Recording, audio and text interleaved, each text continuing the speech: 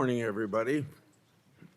Today's hearing is meant to examine the human cost of our soft on crime policies, and particularly to highlight the Trump administration's effort to reduce violent crime.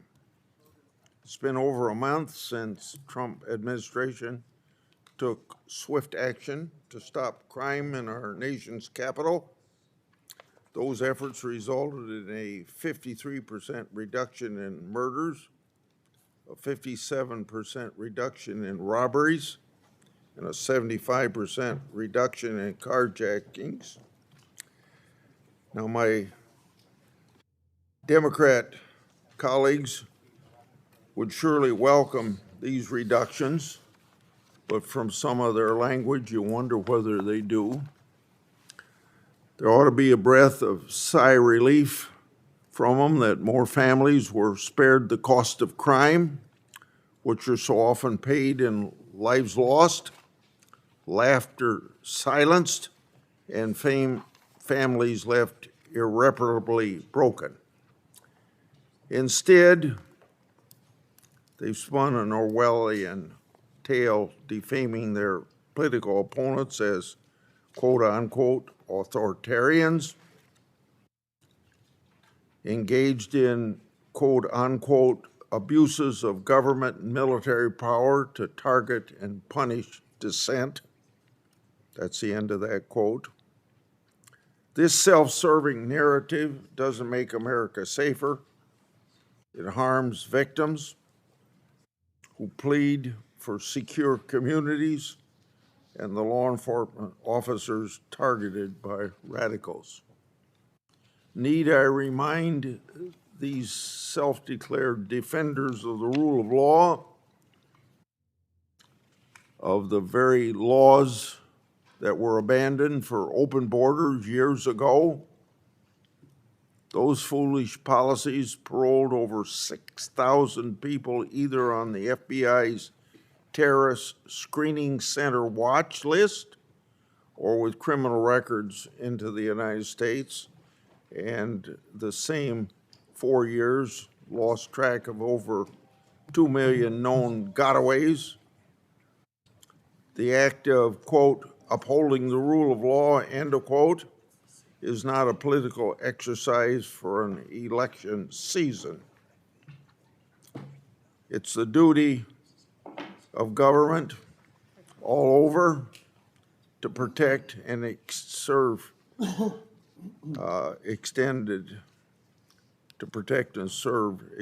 only to political allies of some of these Democrat leaders. Just this month, the Department of Homeland Security reported that police under Governor Pritzker's sanctuary jurisdiction refused to answer multiple calls for assistance when violent rioters physically assaulted federal immigration officers. Those unlawfully present in the United States may potentially be subject to both criminal prosecution and immigration removal proceedings. An Operation Midway Blitz in Chicago resulted in the arrest of illegal migrants convicted of assault, domestic violence, and murder. And those are just the criminal records the United States can access. I'd like to remind my colleagues that foreign criminal records often are not accessible, particularly from countries like Venezuela.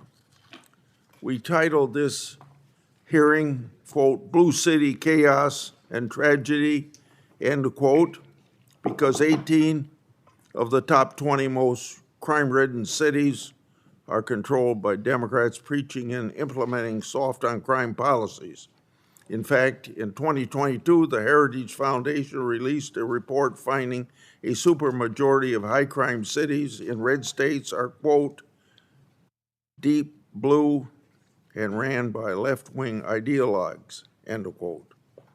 Those ideologues abuse federal grant money to push anti-victim policies in local prosecutors' offices and thwart immigration law. In June, I released a report outlining how the Soros-backed Vera Institute of Justice used federal funds to embed in progressive prosecutor offices.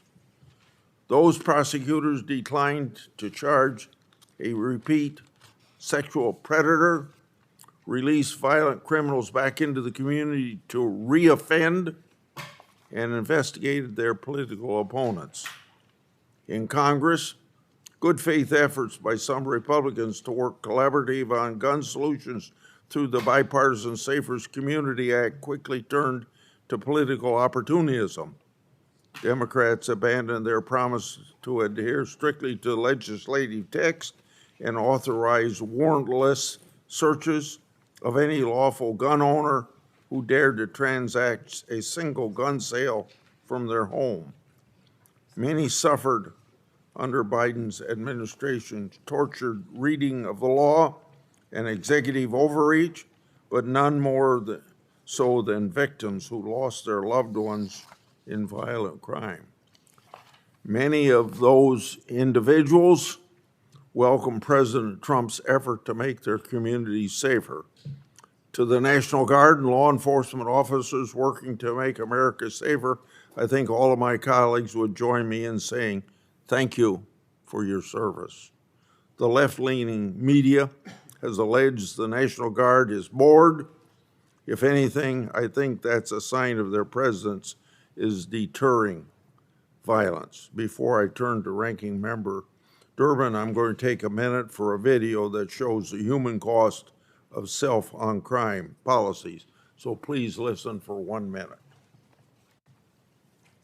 The juveniles have run the city, not just the city, but cities across the country, whether it's Memphis, Philadelphia, Chicago, whether it's Baltimore. And the fact of the matter is, you can get up every morning in this city and you can say somebody's going to get murdered. A man who is believed to be in his 40s, who was just an innocent person driving on Ohio Street when one of the suspects from this burglary here outside of the Louis Vuitton store was driving southbound on Michigan Avenue, crashed into that man. He died as a result of that crash. It is unconscionable that you can look the other way and allow this to happen every single day. Crime is still a big problem in the Twin Cities. Each incident brings with it lasting fear and pain to those victimized. Make no mistake, this is not low-level crime. It's what happens when repeat offenders are allowed to cycle through arrest after arrest without meaningful accountability. It's what happens when there are no real consequences. But the bottom line is, how do we get crime under control? We have to do something in order to show we're trying every avenue to make Chicago a better place. It just can't be, no, you're not coming here because we don't like you politically.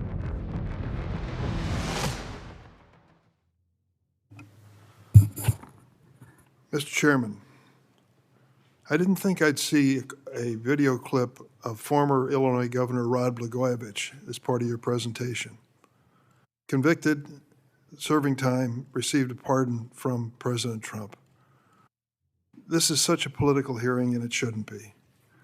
What's at stake here is something that we all value, and that is the safety in our families, in our homes, and our neighborhoods. I regret that you have referenced this hearing to focus on, quote, blue city chaos. That is a political reference, for sure. Mr. Chairman, violent crime is on the decline, but statistics don't mean much to victims, and I thank Ms. Cook for being here. As a father, I can only imagine your grief, and I thank you for your courage in testifying. Any crime is too much crime, and every American deserves to feel safe. So we should be working together on a bipartisan basis, which we have done over and over again in this committee, to continue reducing crime and making our community safer for all Americans. Unfortunately, this hearing is not going to help us reach that goal. Look no further than its title, Blue City Chaos, which falsely suggests that communities with Democratic leaders are less safe than communities with Republican leaders. Let's look at the reality. For the last 2 decades, the murder rate in my home state of Illinois has been lower than the murder rate in Missouri, Louisiana, and Alabama, all states represented by Republicans on this committee. Or take a look at Shreveport, Louisiana, a city with a Republican mayor and a Republican governor, represented in Congress by the Speaker of the House and 2 Republican senators. FBI statistics show that Shreveport has a higher violent crime rate than Washington, D.C. In 2023, Illinois spent $516 per capita on policing, more than the state of Iowa, South Carolina, Texas, Utah, Missouri, North Carolina, Louisiana, Tennessee, and Alabama. Who is funding police? In Chicago, over the first 6 months of this year, homicide rates are down 32%, shootings have dropped 37%. We need to build on this success, not ignore it. During my time as chair of this committee, I held more than a dozen hearings on reducing violent crime. We focused on legislation, not lamentation. I reported numerous bills supporting law enforcement that were signed into law by President Biden, including Protecting America's First Responders Act and the Recruit and Retain Act. And we passed the historic Bipartisan Safer Communities Act to crack down on gun violence. Instead of political theater and partisan attacks, we should focus on providing proven efforts like the HEAL Initiative, a project I launched in 2018 with 10 of Chicago's largest hospitals to address the root causes of violence in 18 Chicago neighborhoods with the highest rates of violence, poverty, and health disparity. Unfortunately, President Trump has done everything he can to undermine efforts like this. He cut $169 million from community safety funding authorized by the Bipartisan Safer Communities Act. He cut $72 million in funding for state and local law enforcement. The 2026 Trump budget would slash the High-Intensity Drug Trafficking Areas Program, better known as HIDA, by more than a third, from about $300 million to $196 million.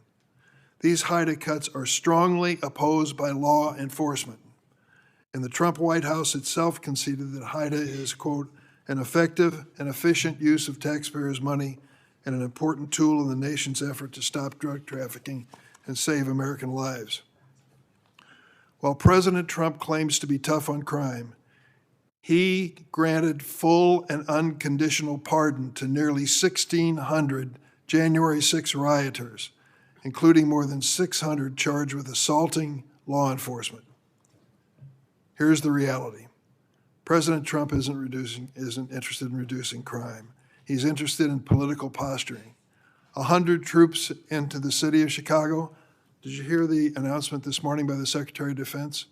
One of the characteristics he insists on when it comes to building a strong military is that it be apolitical. His word, apolitical. The president has deployed thousands of troops to Los Angeles and Washington, D.C., and made disturbing threats to wage war against Chicago, Portland, and other American cities. Let's be clear, these are illegal, unconstitutional, and un-American power grabs by the president that actually endangers Americans. President Trump is looking for an excuse to send soldiers into American communities so he can play the role of strongman on television.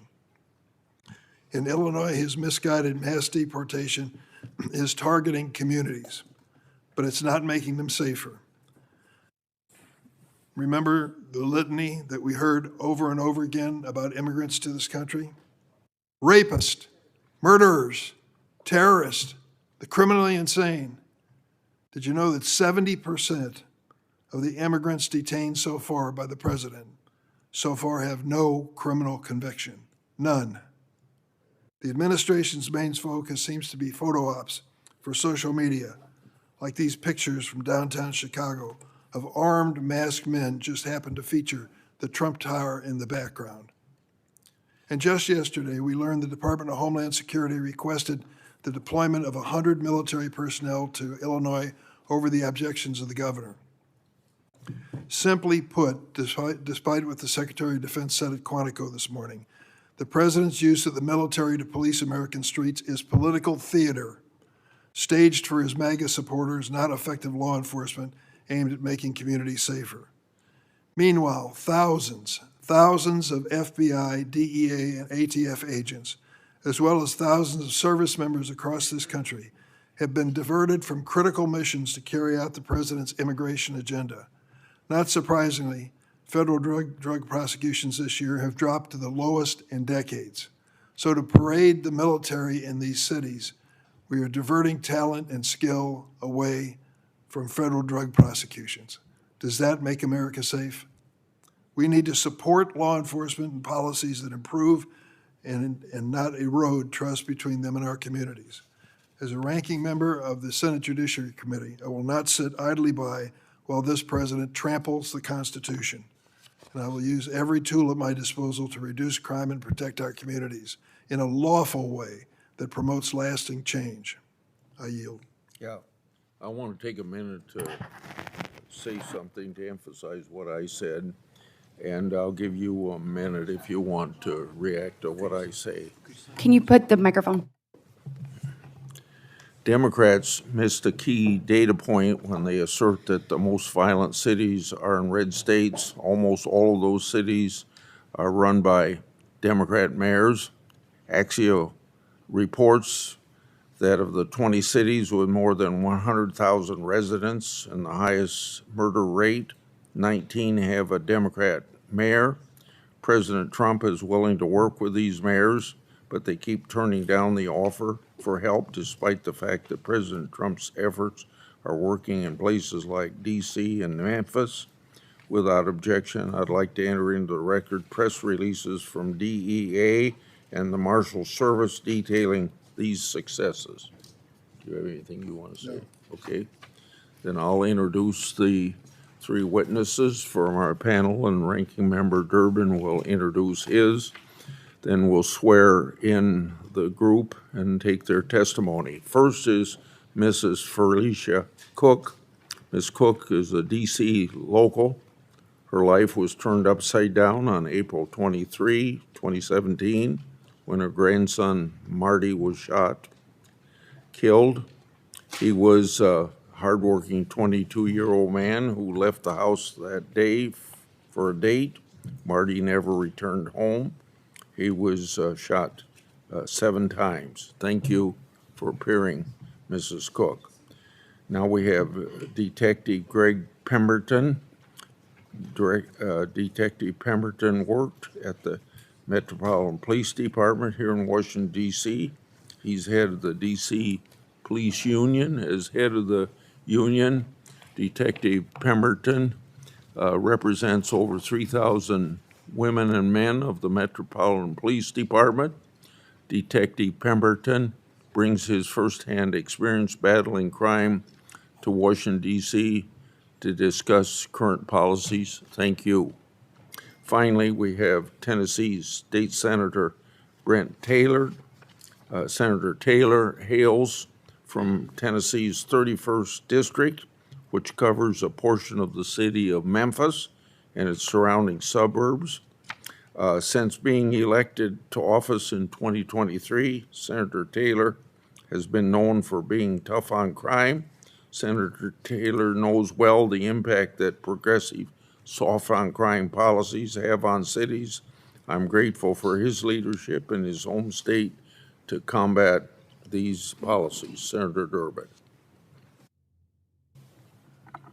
Gregory Jackson Jr. is here, president of the Rocket Foundation, founded in 2022 to end gun violence in America.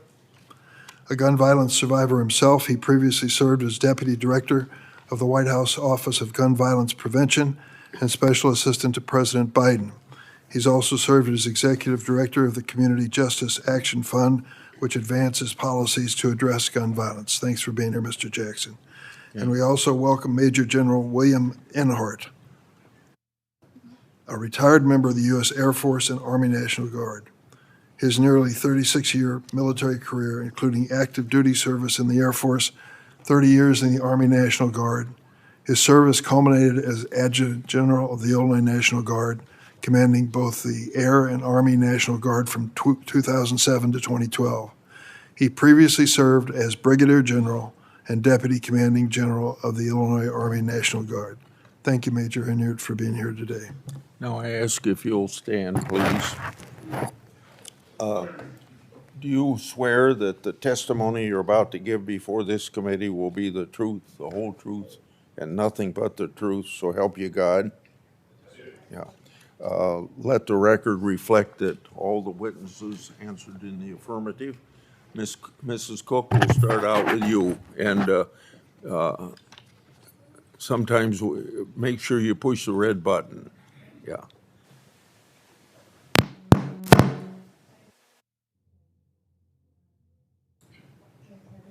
No.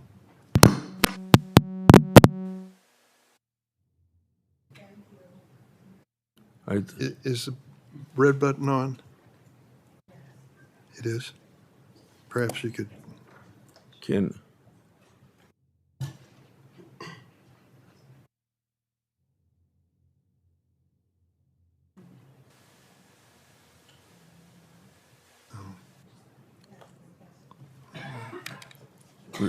Could you, General, can you change with her?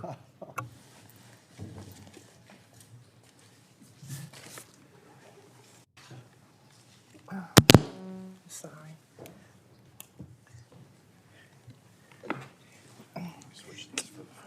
Okay. Can you hear me now? Yes. Yeah. Okay. Thank you, Chairman Grassley, and members of the Senate Judiciary Committee for having me today. My name is Forlesia Cook. I'm a lifelong Washingtonian. My grandson, Marty William McMillan Jr., was tragically murdered in Washington, D.C. on April 23rd, 2017. Marty was my firstborn grandson. We were very close. My world turned upside down the day he died. It felt as though everything had gone dark, and even breathing became painful. We had no answers. It seemed like no one really cared. After weeks of not hearing from anyone, I was shocked to learn that no one had been assigned to Marty's case at the 5th District. My own family investigated, solved the case. On Marty's birthday, January 11th, 2018, my daughter received a devastating news that the coroner had Marty's remains. It was found on the side of the road on Suitland Parkway. It had been 9 long months since we had seen or heard anything. I was told that they couldn't charge my grandson's killer with first-degree murder. He shot my grandson in cold blood 7 times. And they didn't consider that as first-degree murder. They act like we would be lucky if we got manslaughter. The bottom line is that murder in D.C. is treated as a joke when it comes time to justice. My Marty killer received only maybe 16 years, which will likely be served concurrently with the time he was already serving for the charge of guns and drugs. In total, he may end up doing just 10 years in an actual jail. And 5 of those may be probation. How can that be? After years of waiting to go to trial, the judge, after hearing my family's impact statements, asked the killer if he had anything he wanted to say. She said to him, "It must be a stressful day for you to have to sit here and listen to all of that." He killed our loved one. And after everything we went through, they seem to be more sympathetic to him than us, the victims. How long do we have to suffer? This must change. We need to stop killers being sentenced with minimum time, allowing them to come back come back out and potentially kill someone else. This is wrong. Someone needs to change these laws. I don't care who makes the changes. It needs to happen. I'm simply asking for someone to do the right thing, please. If you take a life, you should serve a life. That's my opinion. A life sentence. It's just that simple. I'm grateful for President Trump, and I am, for hearing my voice. As he's doing something to make this thing safe. I can see the total difference since President Trump been focusing on D.C. I'm more comfortable being here.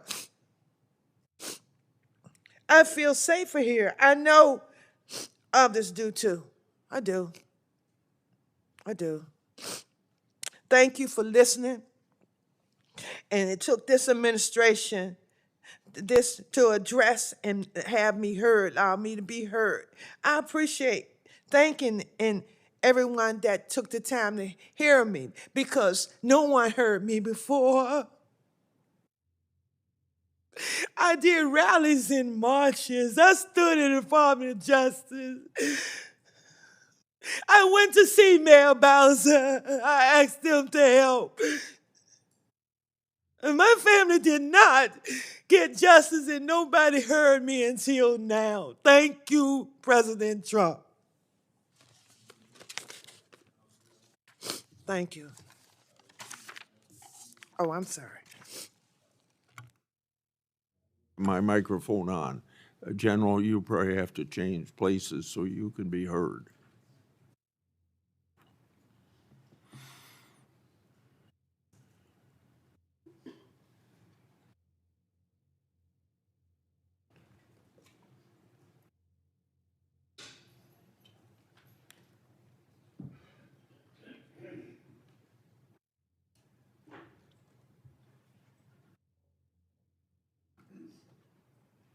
Please proceed. Good morning, Chairman Grassley, Ranking Member Durbin, and Senators. My name is William Enyart. I'm a retired Major General. The last 5 years of my service, I was the Adjutant General, that's the Commanding General, for the 13,000 soldiers and airmen of the Illinois National Guard. I had guardsmen in combat in Iraq and Afghanistan 24 hours a day, 365 days a year.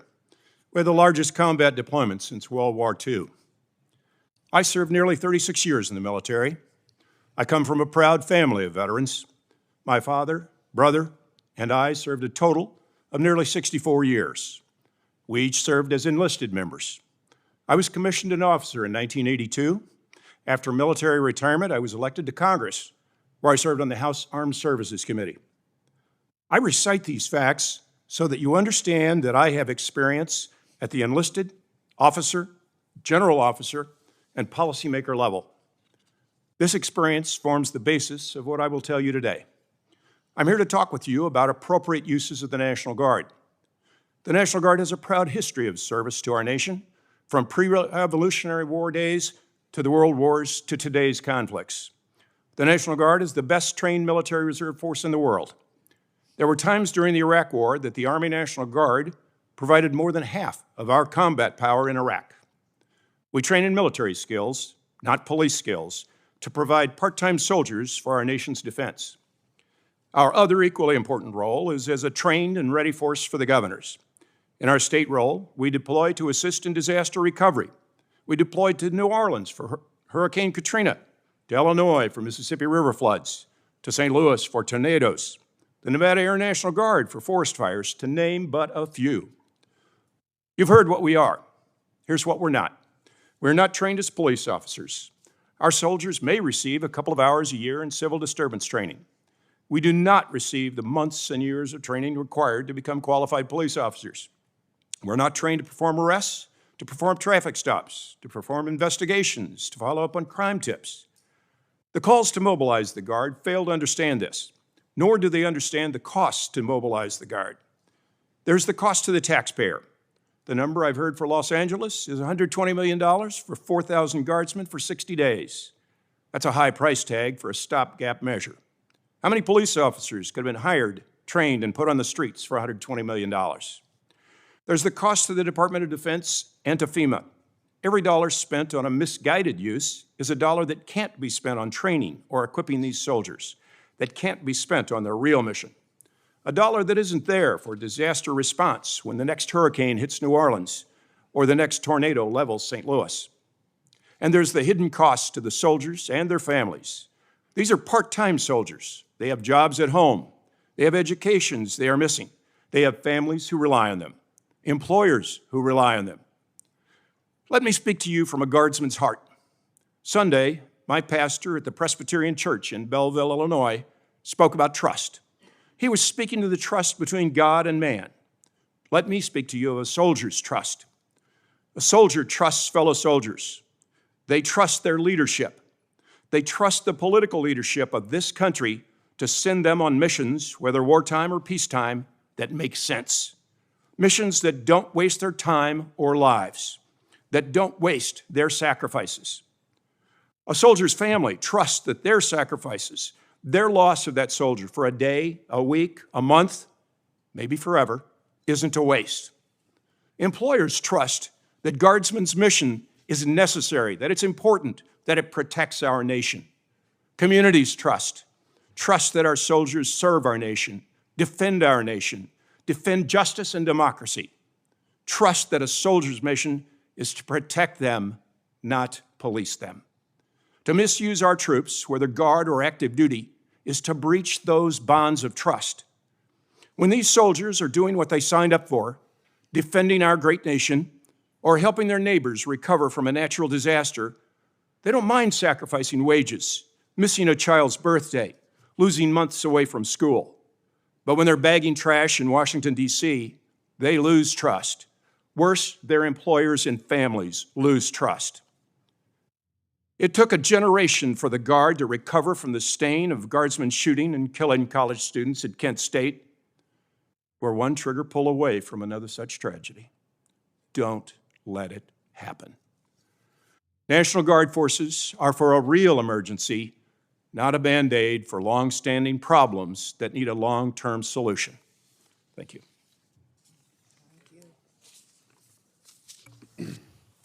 Good morning, Chairman, Ranking Member, and members of the committee. My name is Gregory Pemberton. I am Chairman of the D.C. Police Union, representing roughly 3,000 officers, detectives, and sergeants to the Metropolitan Police Department.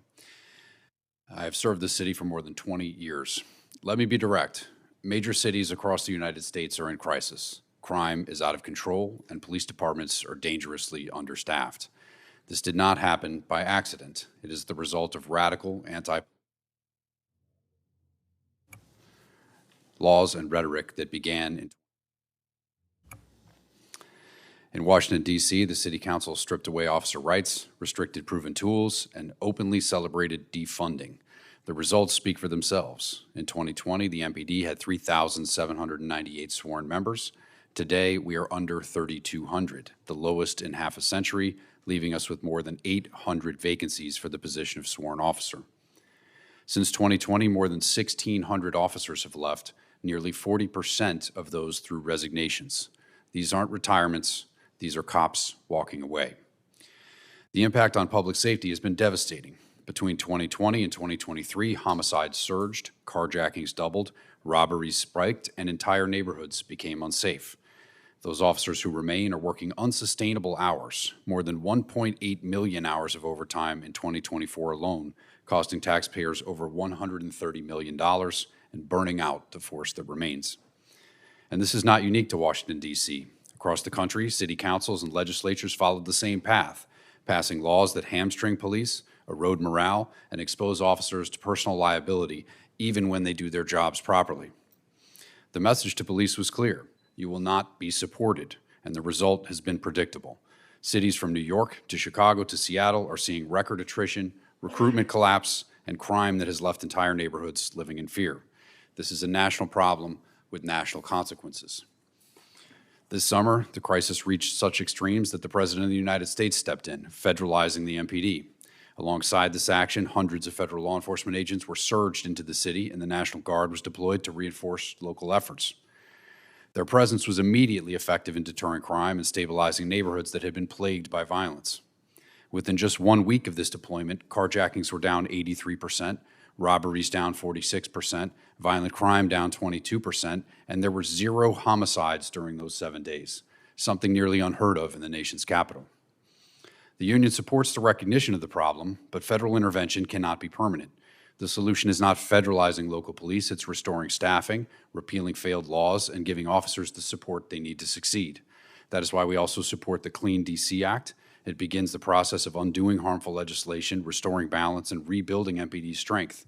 This is not just a DC issue. Other cities that embrace the same policies are now facing the same consequences. The lesson is clear. When leaders attack police, communities suffer. When lawmakers strip away tools and protections, criminals thrive. If this is not corrected, the crisis will deepen here and nationwide. I urge Congress to act, support the Clean DC Act, roll back failed legislation, and work with law enforcement instead of against us. Officers want nothing more than to protect their communities, but they cannot do it alone. Again, I thank you for the opportunity to testify, and I welcome any questions the committee may have. Thank you. Thank you, Mr. Pemberton. Now, Mr. Jackson. Thank you, Chairman Grassley, Ranking Member Durbin, and committee members for inviting me to be a part of this important hearing. I'm Gregg Jackson, a survivor of gun violence, a former deputy director of the first ever White House Office of Gun Violence Prevention, the office that coordinated federal resources, implemented life-saving policies, and coordinated both state and local leaders to reach a nationwide reduction in violent crime by 13.2% and homicides by 31%. Now, first of all, in 2013, while walking home, an argument erupted across the street from me, and I was struck by a bullet. The bullet hit 2 arteries and left me bleeding to death on the pavement. And as I was fighting for my life that night, I arrived at the hospital only to be met by officers instead of doctors. They put me through 3 rounds of interrogation before surgery, and with blood pouring out, I found myself fighting for my life and my innocence. And despite spending Sundays in church, growing up with 2 loving parents, graduating from an elite college, being a hard-working professional, that night I was seen as a suspect first and a person second. This approach is of only seeing violence in our communities as a crime to solve instead of a tragedy to prevent is not only wrong, it's ineffective. Reducing violent crime requires a comprehensive approach to prevent violence before it happens, while ensuring swift and effective justice for those responsible. We know that we cannot arrest our way out of this crisis. If so, Louisiana would already be the safest state in the country, and America would be the safest country in the world. And since I was shot, nearly 1 million Americans have been shot or killed, including my mentee DeMarcos and the grandson of Mrs. Cook, with violent crime historically surging during the beginning of the first Trump administration. We know that violence is what's driving, gun violence is what's driving violent crime across our country. It's become the leading cause of death for youth in America, leading cause of death for pregnant women in our country, as well as the leading cause of death for Black men and boys, and the second leading cause of death for Black women and Latino men. And these disturbing statistics are extremely overwhelming, but the last few years we have seen real bipartisan solutions to address violent crime. With 2 consecutive years of historic reductions in gun violence, with major cities outpacing reductions across the country. And simply put, we achieved that by investing in those who are most at risk, strengthening vulnerable communities, investing in law enforcement while holding the gun industry accountable, and keeping illegal guns off of our streets. Without mass federal agents or troop deployments, we saw homicides drop 24% in Boston. Only 24 homicides, period, in Boston. 54% in Baltimore, 38% reduction in Chicago, 41% reduction in Phoenix. And we got here in part because Republicans and Democrats came together to enact a bipartisan law that provided billions of funding to prevent violence, to invest in mental health, to strengthen school safety, and to strengthen law enforcement-led strategies, including enhancing our background check system, investing in law enforcement, preventing domestic abusers from accessing guns, making the largest investment in youth and mental health, and making gun trafficking a federal crime, prosecuting over 600 traffickers. And as our communities are fighting our ways out of this crisis, we find ourselves at a dangerous crossroad. Instead of federal resources to strengthen what works, the Trump administration has dismantled and defunded bipartisan strategies passed into law to reduce violence. They shut down the White House Office of Gun Violence Prevention. They've defunded federal law enforcement, including the ATF. They've terminated $1 billion in mental health resources. They've terminated $812 million to community-led violence intervention programs. They defunded gun violence research and the CDC Firearm Injury Prevention Center. And they dismantled important regulations like the zero tolerance policy for gun dealers, as well as withheld $1 billion in victim services that now 24 states are suing the Trump administration for. This is not the federal support our cities need to reduce violence and end crime in our country. We need tough on crime policies which funds federal law enforcement that focus on preventing illegal guns from flooding our streets instead of just patrolling them. 95% of the guns traced to crimes in DC we know come from other states. To be tough on crime is to fund ATF to catch gun traffickers, to shut down rogue gun dealers, and disrupt dangerous black markets selling illegal weapons and conversion devices to our communities. To be tough on crime is to protect and fund the Bipartisan Safer Communities Act. To be tough on crime is to shut down those gun dealers who break the law and hold manufacturers accountable when they're profiting from our deaths. And frankly, to be tough on crime is to hold billionaires accountable for putting guns meant for the battlefield into our backyards every day. We have real solutions to save lives from gun violence and reduce violence crime, and now is the time to protect that progress and build on that momentum. Grandmothers should not be sitting in courts. Grandchildren should not be sitting in caskets. And Americans should not be living in fear from this crisis of gun violence when those in this chamber have the power to take action. Thank you. Thank you, Mr. Jackson. Now, Senator Taylor. Mr. Chairman, ranking member, and distinguished members of the Senate Judiciary Committee, I want to thank you for giving me the opportunity to come and talk to you about Memphis Crime Challenge. I also want to talk to you about my efforts to make Memphis matter, but in order to make Memphis matter, we have to make Memphis safe. Memphis, as you know, consistently ranks amongst America's most dangerous cities. Last year, Memphis reported 111,000 crimes, 19,000 arrests, and of those 19,000 arrests, a whopping 56% were dismissed. Violent crime has been rampant in Memphis. In 2022, Ezekiel Kelly went all over the city on a shooting spree that killed 3 people and wounded many others. That same year, Cleotha Henderson kidnapped, raped, and murdered a kindergarten school teacher by the name of Eliza Fletcher. In 2023, a St. Jude Children's Research Hospital researcher by the name of Dr. Alexander Bulikov was gunned down in front of his family. That same year, Dr. Ben Monk, a physician, was killed in his clinic by a patient. Fast forward to 2024, DeTwan Gunn was a mass shooter at a restaurant in Memphis, and he was let out on his own recognizance after that mass shooting. Jalen Lobley, who was out on bail on his own recognizance on gun charges, winds up getting into a gunfight with the Memphis Police Department that ended the life of Officer Joseph McKinney.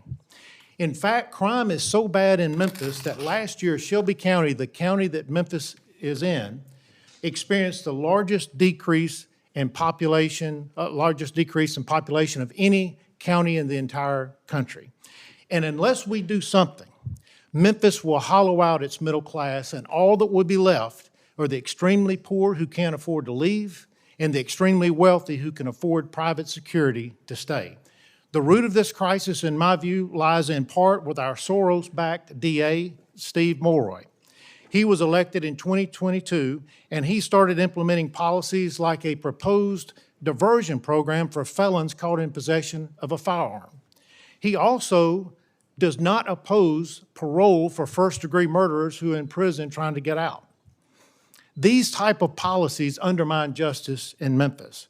DA Mulroy also operates his very own Innocence Project inside his office that successfully moved Michael Samples, a twice convicted murderer on death row, to life in prison. That sentence now makes him eligible for parole. Allegations of race-based prosecutions and illegal commutations have led to pending ouster resolutions before the legislature, and the Tennessee Supreme Court is now reviewing those allegations.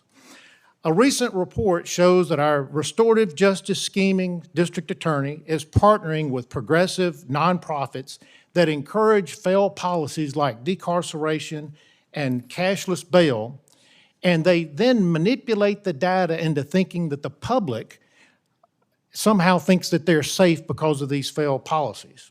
Now, to counter this, I have championed legislation in Tennessee, such as the DA Donor Transparency Act, the DA Second Opinion Act, and we have banned the ability to pay calculator when setting bail. We have elevated the safety of the community to being a top priority when setting bail, and we passed a blended sentencing bill to deal with youthful serious offenders.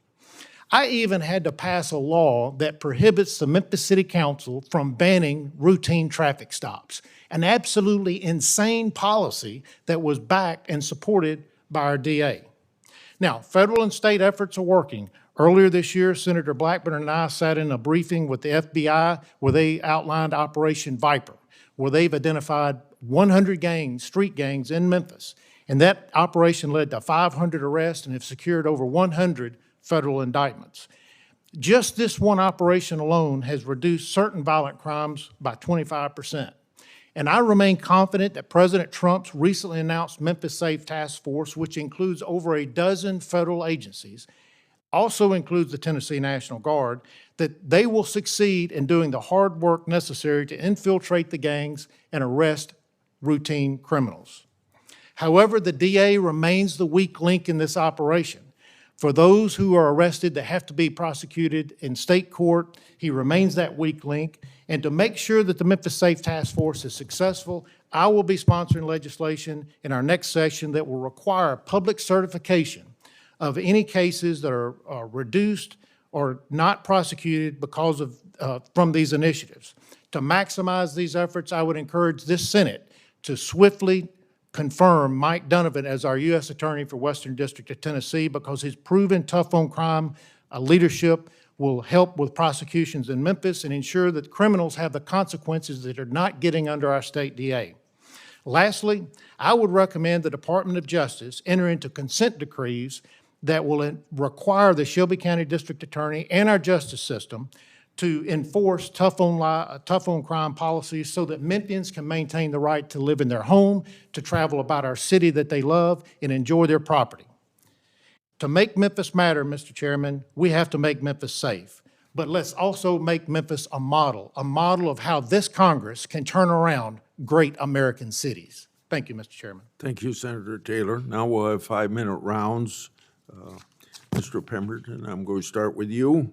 Critics claim the Trump administration didn't need to mobilize the National Guard in D.C. because D.C.'s crime decreased by 35% in 2024. You've suggested that statistic was falsely inflated.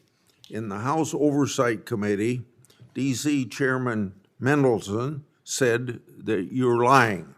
Is the 35% statistic inflated, and what is your response to Chairman Mendelson? And then also connected with that, do you think this is a common problem with crime statistics?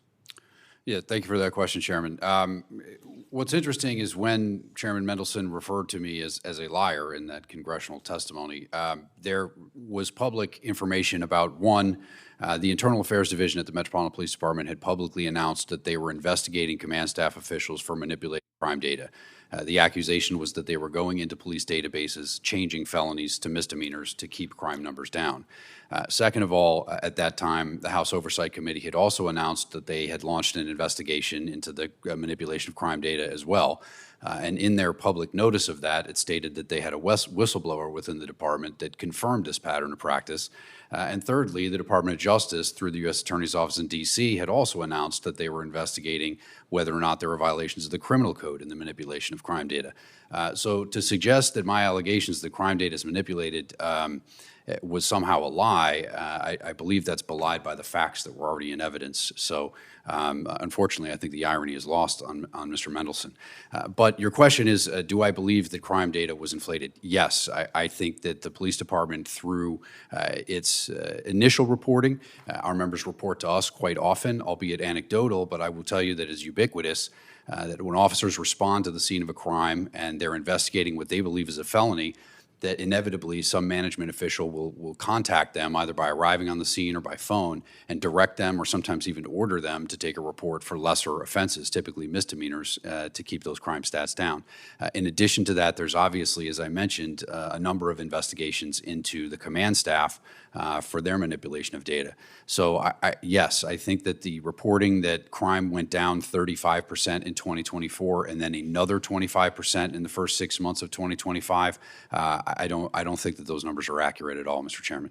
Thank you. Mrs. Cook, you read an impact statement at the sentencing of your grandson. Please explain what the judge said after you read your statement, and do you feel that justice was served? Thank you. Thank you for the question.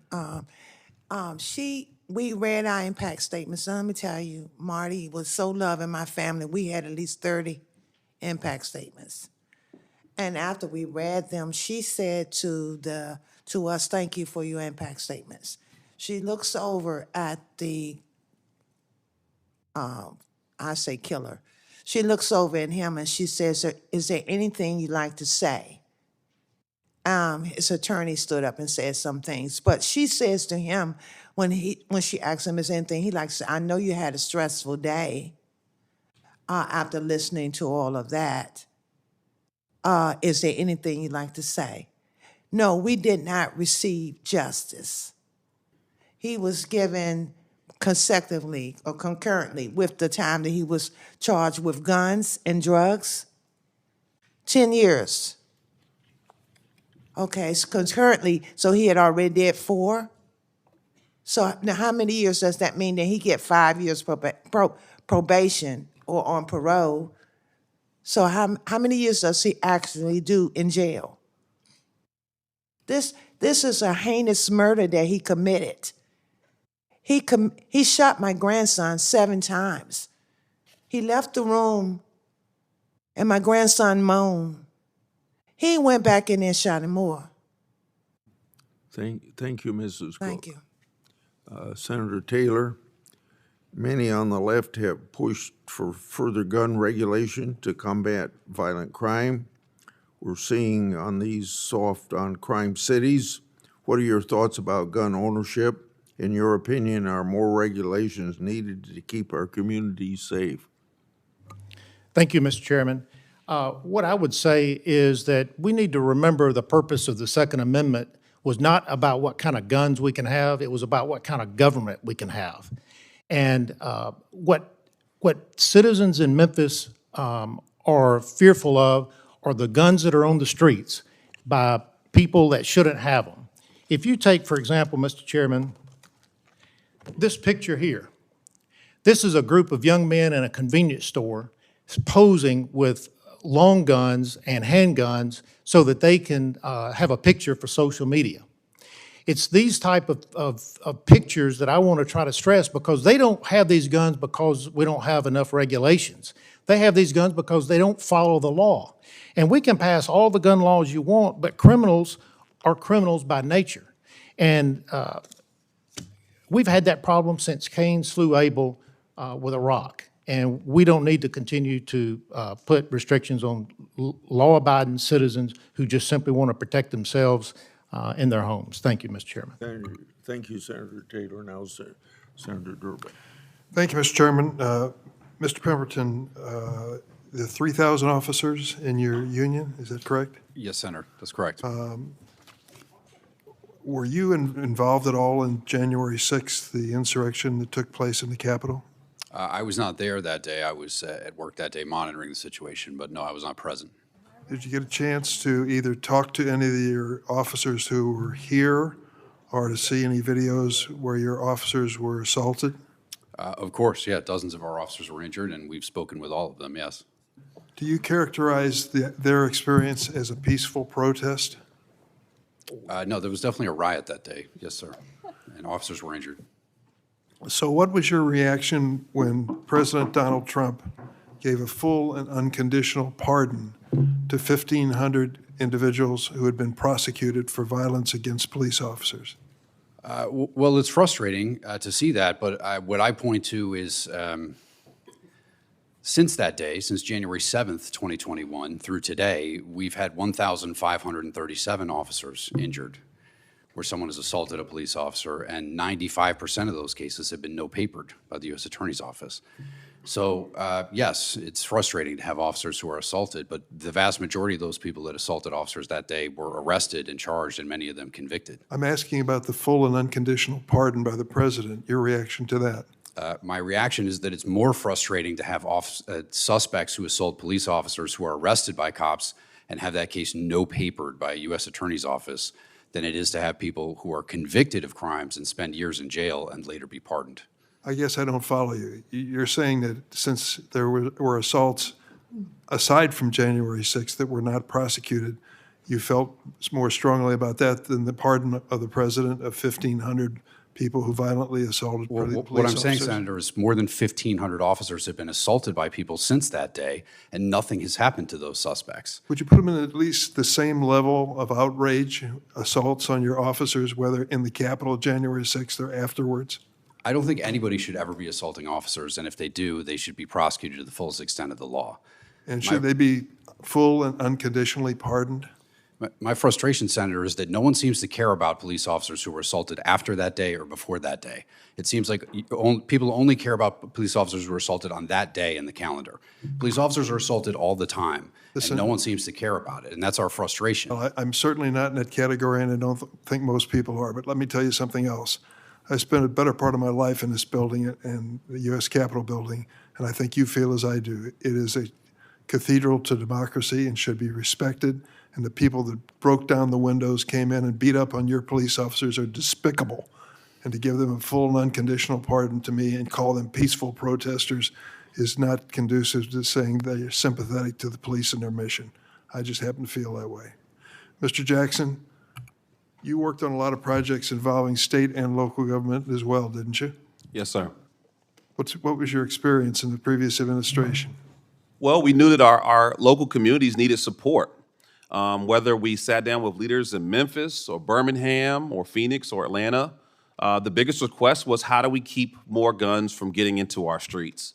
And that's where we specifically focused on how do we invest more into ATF, both through appropriations and through White House support, so that they could have more crime gun intelligence to solve violence before it happens, to close homicides, but most importantly, to keep guns from coming into their communities. When we look at what's happening in our country, the cities that are most dangerous are those blue cities that are in red states where they don't have the regulations. Places like Tennessee where there's no concealed carry permit, there's no background check, there's no extreme risk law, there's no shoot first law, there's no secure storage law. So guns are flowing in and out of these communities that are already vulnerable to violence. And so working with state and local leaders, that's what we focused on at the federal government, is keeping guns out of communities that are most vulnerable. And what has happened to the funding of ATF under this administration? It's been slashed tremendously. We've seen 2/3 of even the inspectors that inspect gun stores being cut. And we know that the only entity we have that can keep guns out of our communities right now is the ATF, and it's directly under attack by this administration and frankly by the really harmful bills and budgets being proposed. So in Chicago, we have a problem with guns coming in from neighboring states, which don't do background checks and gun shows and things of that nature. Was that a problem you ran into? Yeah, it was huge. I mean, even in Chicago, we've seen illegal crime guns show up. In the last 10 years, those numbers have doubled. And when you look at the sources, the number of them that come from Indiana have tripled. The number from Missouri have doubled. And so what's happening is that these illegal black markets that are flowing guns into major cities like Chicago are getting more fierce. And frankly, more folks are profiting off of the deaths in our cities. And if we slow the rate of these illegal firearms coming into this. Gentleman's time has expired. Senator Cornyn. Detective Pemberton, are drugs, well, let me back up. Explain what the role of drugs in the community have in terms of violence, in terms of the gangs that distribute them, that presumably engage in a lot of the violence, including attacks on police officers and other innocent parties. Where do those drugs come from? Well, those drugs can come from anywhere, depending on what type they are. Fentanyl, marijuana, heroin, those different types of narcotics flow in the country from different means. But what it means for an area like the District of Columbia is that the entities that actually engage in the distribution of those narcotics, they protect that distribution with guns and violence. Obviously, that's a black market operation, and it's very dangerous. And rival crews and gangs are always looking to take over territory and product and cash. So it becomes a very violent endeavor for all involved, whether that's people who are trying to purchase narcotics, or these folks that are selling them, or the neighborhoods that it's occurring in. And then for the police to try to intervene into that operation and make arrests, it becomes very dangerous. So are drugs the primary coin of the realm, so to speak, for street gangs that engage in this violence? It can be one of them. It depends, but there are certainly street crews and gangs in the District of Columbia that are focused around the distribution of narcotics. And you mentioned that the drugs could come from anywhere, but is it your belief a substantial amount of those drugs come across our southern border?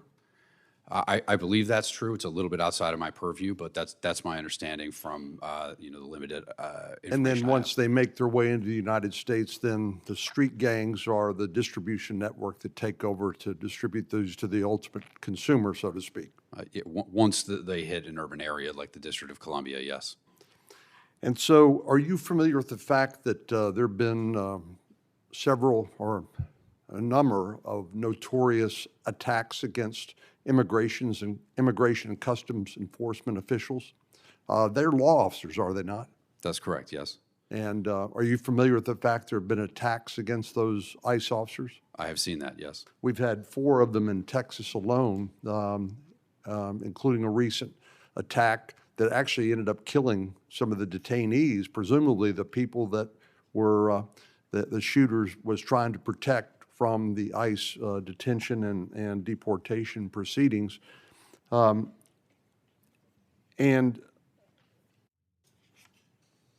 do you believe that the defunding and the disrespect and the failure to support and honor our men and women in blue who are merely enforcing laws that are passed by Congress and other legislative bodies, do you think that's been a major cause for some attacks against law enforcement officers?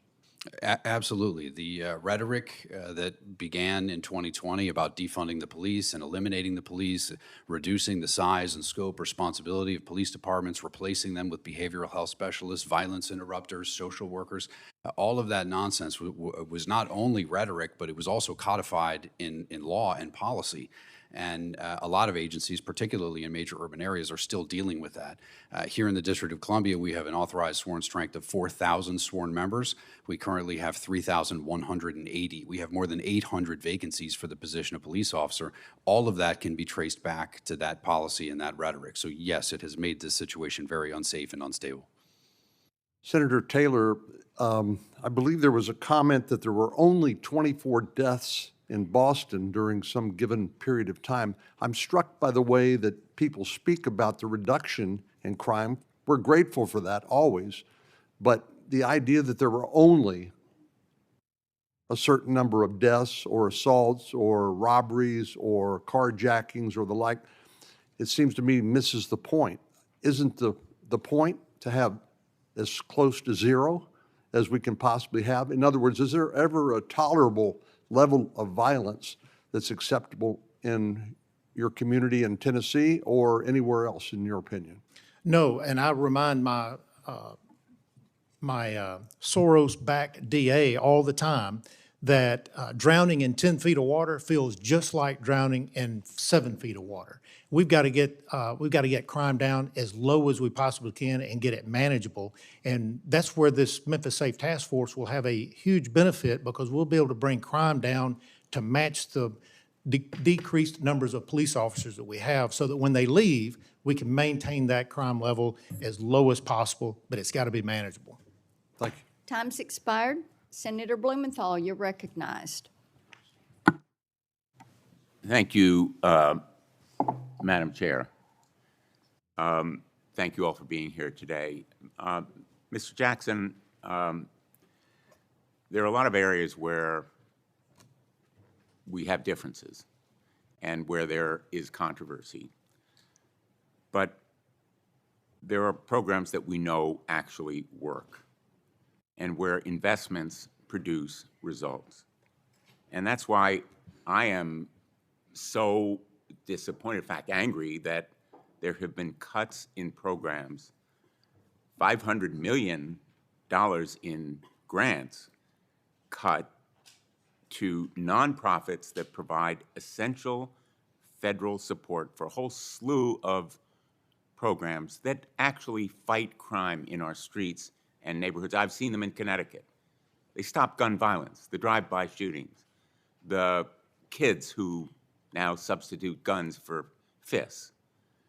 And in your role and your experience, I would be interested in your view on whether those violence intervention programs, the community intervention, actually provide the kind of victim support and youth mentoring, the stuff that has been stopped by the Trump administration, but which we know, and in fact my Republican colleagues have agreed with us, actually do work. And I say they've agreed with us because the programs were funded through bipartisan agreement just a few years ago.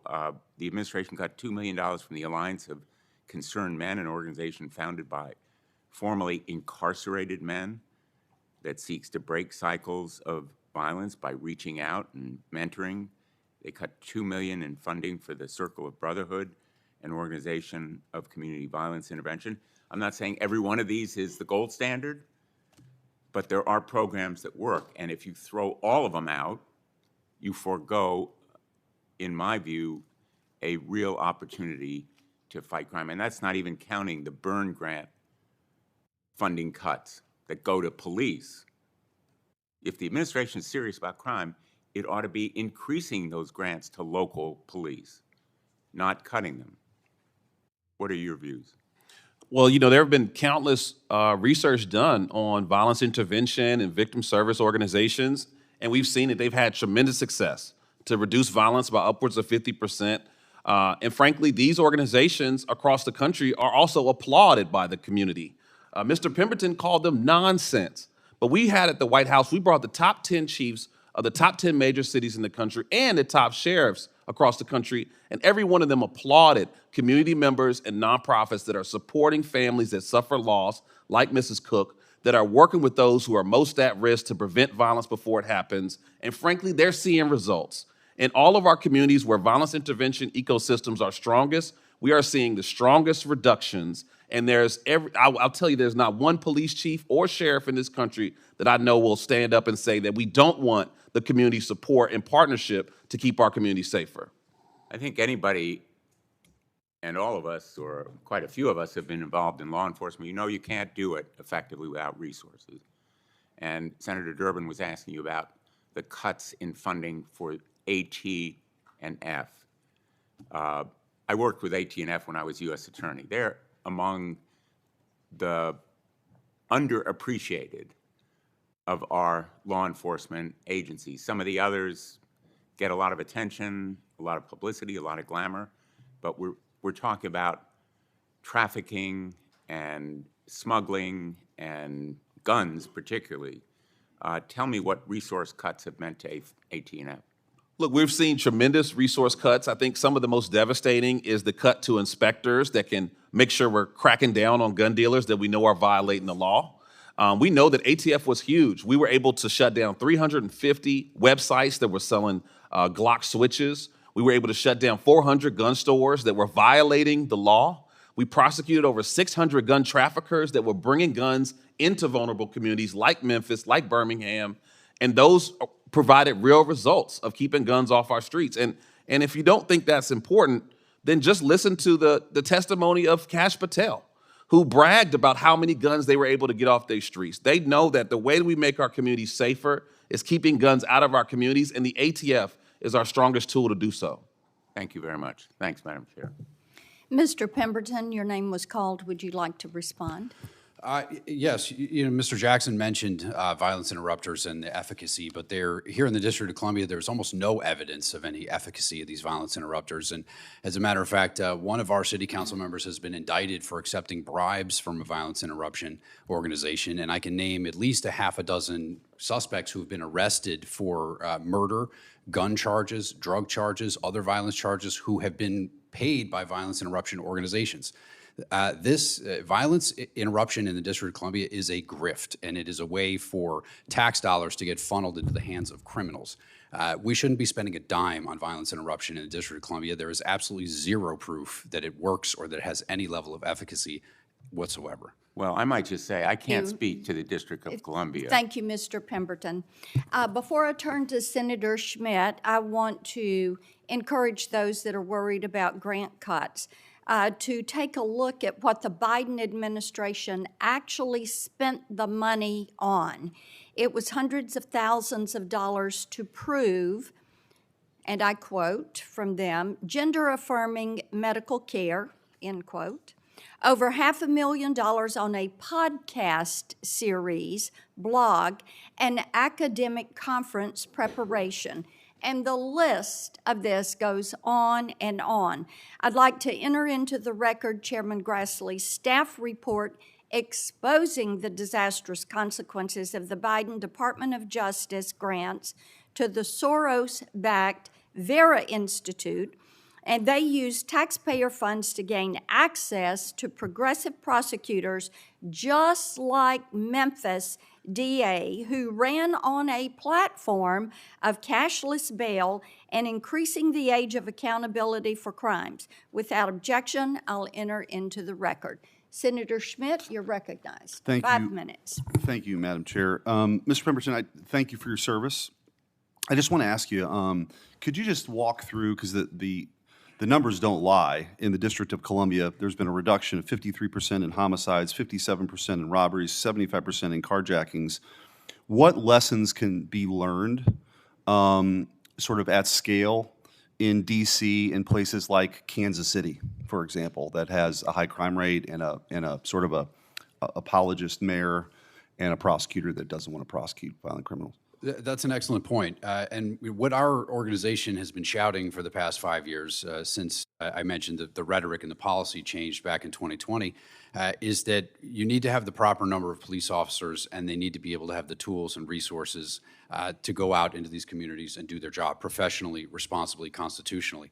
And if you do that, and you have a prosecutor that backs those officers, like we now do here in the District of Columbia, guess what? You can reduce crime in 7 days.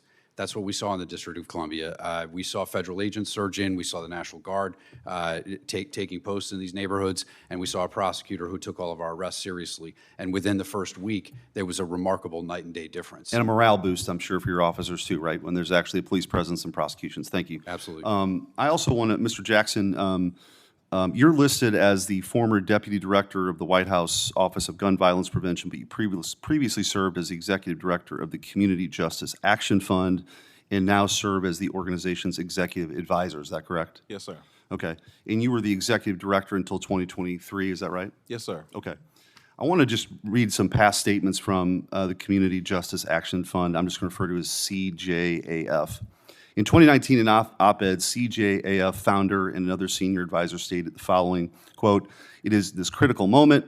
We're finally saying firmly that we must divest in policing," end quote. In 2020 letter, CJAF stated, "We must divest from aggressive policing."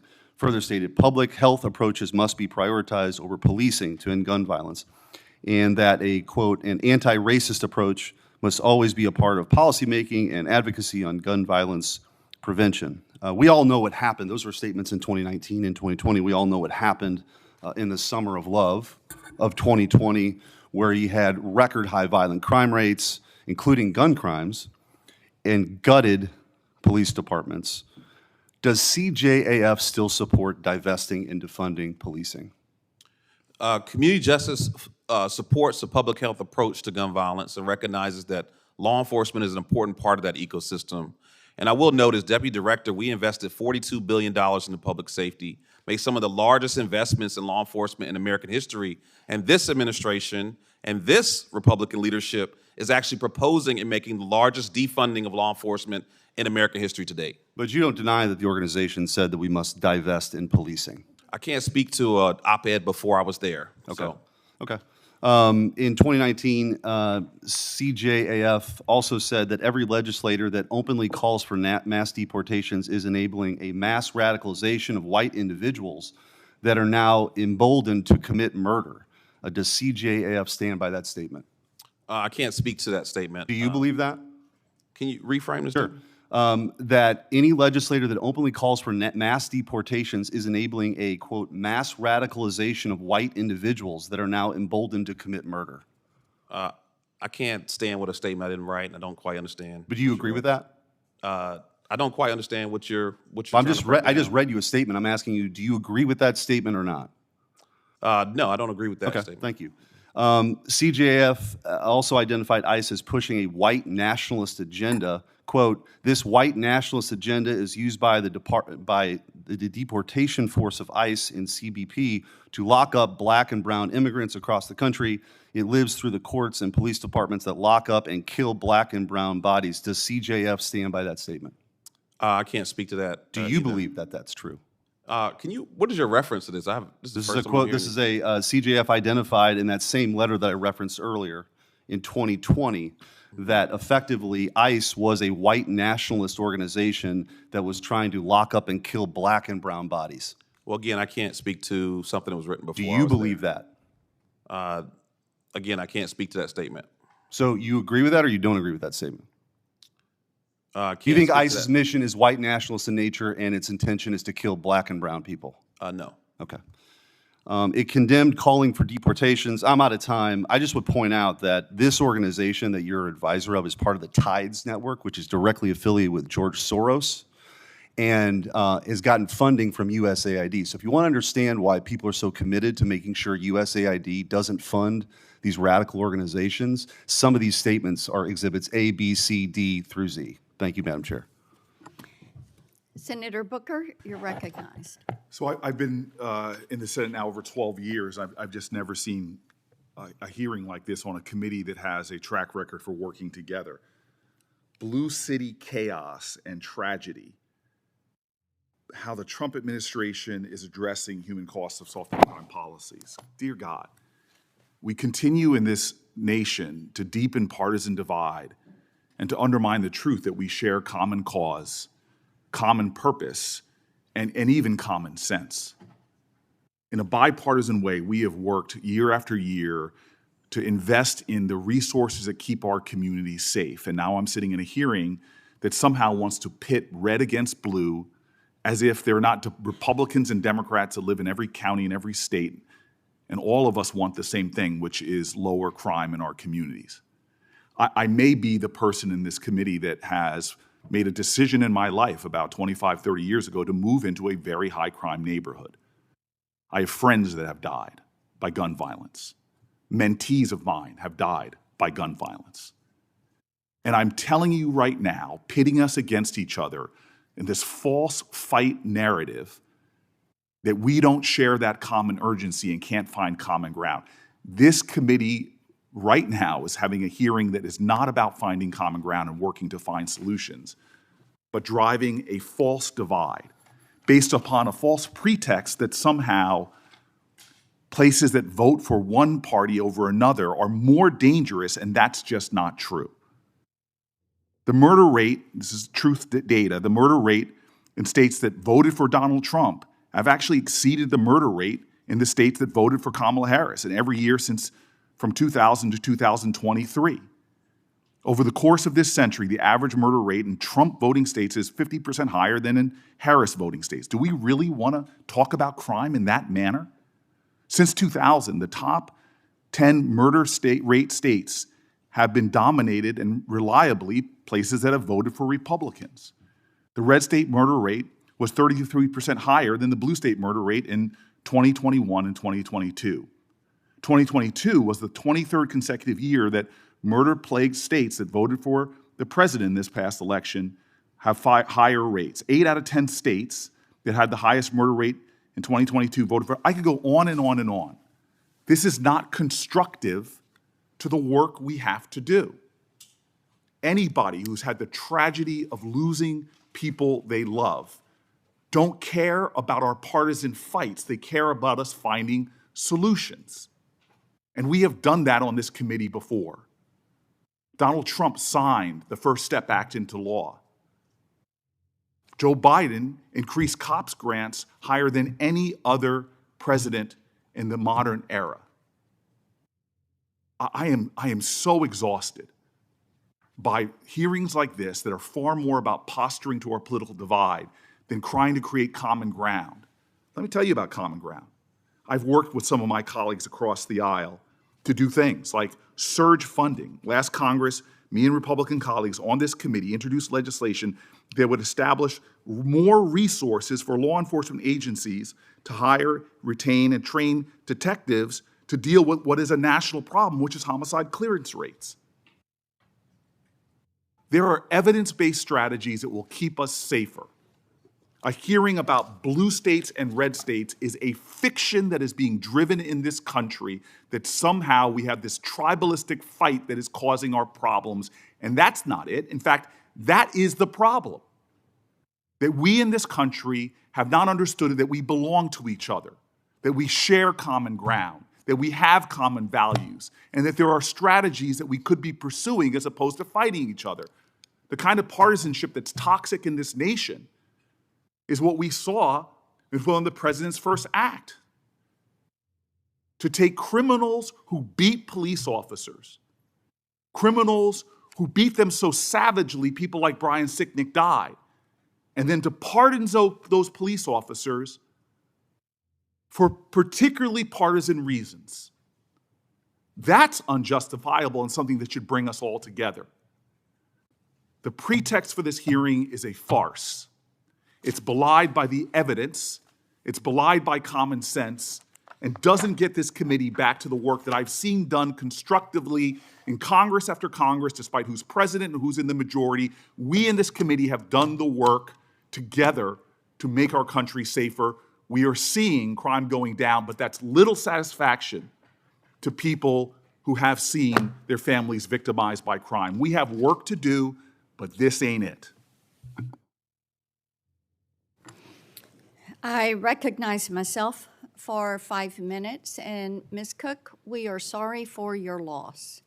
And thank you for being here today. Thank each of you for being here. We are doing something about crime in Tennessee, and Senator Taylor, I do want to come to you.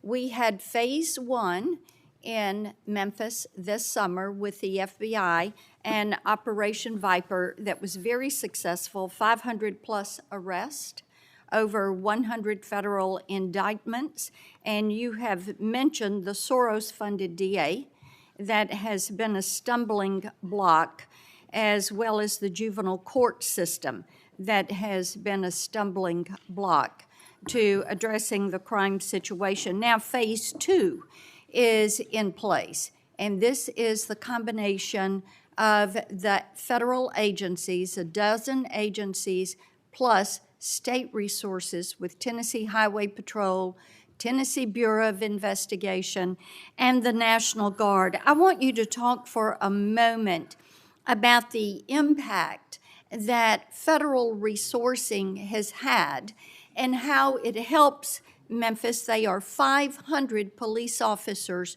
short. So let's talk about the impact that is there, and also I want to touch on cashless bail and bail laws with you. Thank you. The impact that Operation Viper has had already has been huge. As you mentioned, 500 arrests, over 100 federal indictments. My concern is that not all of those arrests will end with federal prosecutions. Many of those arrests will be deferred to the state for prosecution, which would be our local district attorney. And my concern is, as I said in my opening statement, he is the weak link in all of this, because the cases that get referred to state court, as soon as the federal agencies leave and the National Guard leaves and the THP officers leave, he will drag around and dismiss the cases, just like he has done in other cases. There are other cases that he has dismissed. One is there's a federal judge who had an intern who someone attempted to take his life, and that case has been dismissed. And there was an interstate shooting of a constituent of mine who called me, and the case drug on, and it was ultimately dismissed. So his MO is to drag this out so that everybody leaves, the spotlight's off, and then he goes about dismissing and degrading or downgrading the cases. And that will be the weak link in all of this effort with the Make Memphis task force. And the DA that you're referring to, Mulroy, actually took office in 2022, and during his campaign, he stated, and I'm going to quote him, his quote was, he would avoid cash bail, end quote. And he also stated that he wanted to, and I quote again, transform the criminal justice system, end quote, in Memphis. And certainly he has done that. And we have put a lot of energy into federal support and state support to make certain that Memphis is going to be safe.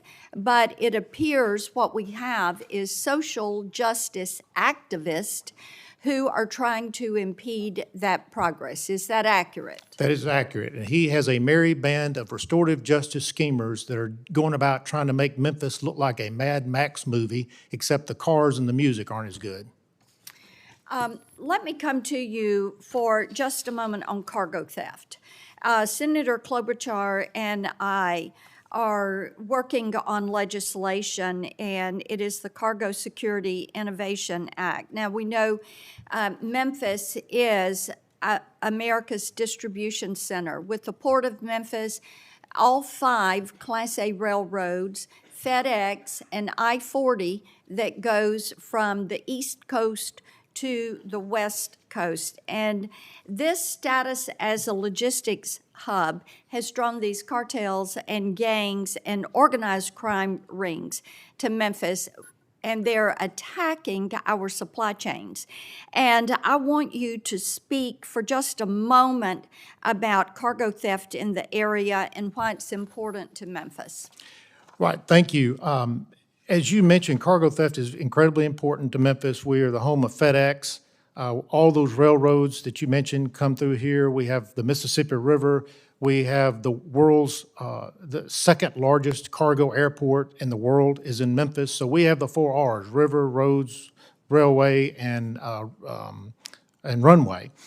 And you reported or the Memphis police reported that cargo thefts are down in Memphis, and you pushed back on that. And when I checked into that, not all incidents of cargo theft are reported to the same agency. Right. So many times they may be reported to the railroad police or to other state and federal agencies. So the Memphis Police Department may not know that there's been cargo theft. Right. Or that a particular agency is investigating it.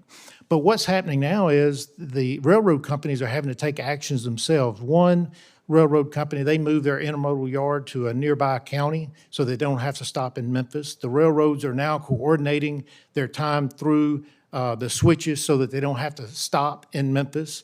And so they're doing everything they can. We need your bill passed. I have a bill at the state level that will help deal with cargo theft. Thank you. Senator Klobuchar, you're recognized. Thank you very much, Madam Chair. I want to thank all of you for appearing today. Ms. Cook, I'm so sorry for your loss, and thank you for being here. I'm a former prosecutor. I've spent a lot of time since I got here trying to focus on some of the issues that as Senator Blackburn just discussed with cargo that we think could be helpful, but also on helping to fund local police. I think that's a lot of the answer here. And my state has had its share of tragedies this summer. First, the assassination of my friend Melissa Hortman and her husband, and then, of course, Annunciation Church, where these kids were gunned down during Mass through stained glass window. And I do want to mention from a law enforcement standpoint that despite being strapped, the Minneapolis police, it was an incredible story. The first officer was there 3.5 minutes after the first 911 call. And within 14 minutes of that call, 20 people were in the ambulance. They were all tourniquets, everything. They were off to the hospital, and that's how so many lives were saved despite losing both Fletcher and Harper, these two adorable children. We saw the same thing, of course, in Michigan this weekend. And so that leads me to a few answers here. One is how we support local law enforcement. Mr. Pemberton, if you want to talk about local law enforcement funding and better equipment and anything that we can do on a local basis for the local police. To me, that's part of the answer here. Funding is critical. Obviously, as I said in my testimony, and as I've been saying throughout this hearing, the staffing levels are paramount, and we have to find a way to get those staffing levels back to where they need to be. But outside of that, particularly in the District of Columbia, our facilities are just in deplorable condition. The stations are they need tons of work. The locker rooms are moldy. The bathrooms are non-functional. The parking lots are not in good shape. We need more vehicles. We need more take-home vehicles. We need more ballistic armor. There are all kinds of things we can do to make sure that our members are properly staffed, that they have clean and healthy facilities, and that they have the proper training to go out and do their job. And do you think that would help with retirement, there's too much retirement, recruitment and retaining when it comes to officers, and what else do you think would be helpful? Of course, we face this with the Capitol Police. Then Senator Blunt and I worked really hard, and now Senator Padilla's the ranking member on the Rules Committee. But we worked hard to pass some legislation to help with benefits and salaries and the like. Could you address retention and hiring of police officers? Yeah, obviously it's competitive now because there are significantly fewer people applying for the job of police officer than there were, say, 5 or 6 years ago. And so all of these agencies are now competing for the same smaller pool of candidates. It's much harder to get them in the door. So anything we can do to deal with salaries and benefits and retirement packages, that's paramount. But as you mentioned before, also having these facilities that are top-notch and having the proper tools, that's also a big deal. And that would include unfreezing federal funding or getting federal funding to local police departments? Absolutely, yes, ma'am. Okay, thank you. Mr. Jackson, I come from a state strong tradition of hunting, and when I look at all of these proposals, when it comes to firearms, assault weapons, I think, does this hurt my Uncle Dick and his deer stand? And whenever I get on one of these pieces of legislation or lead one of them, my answer is no.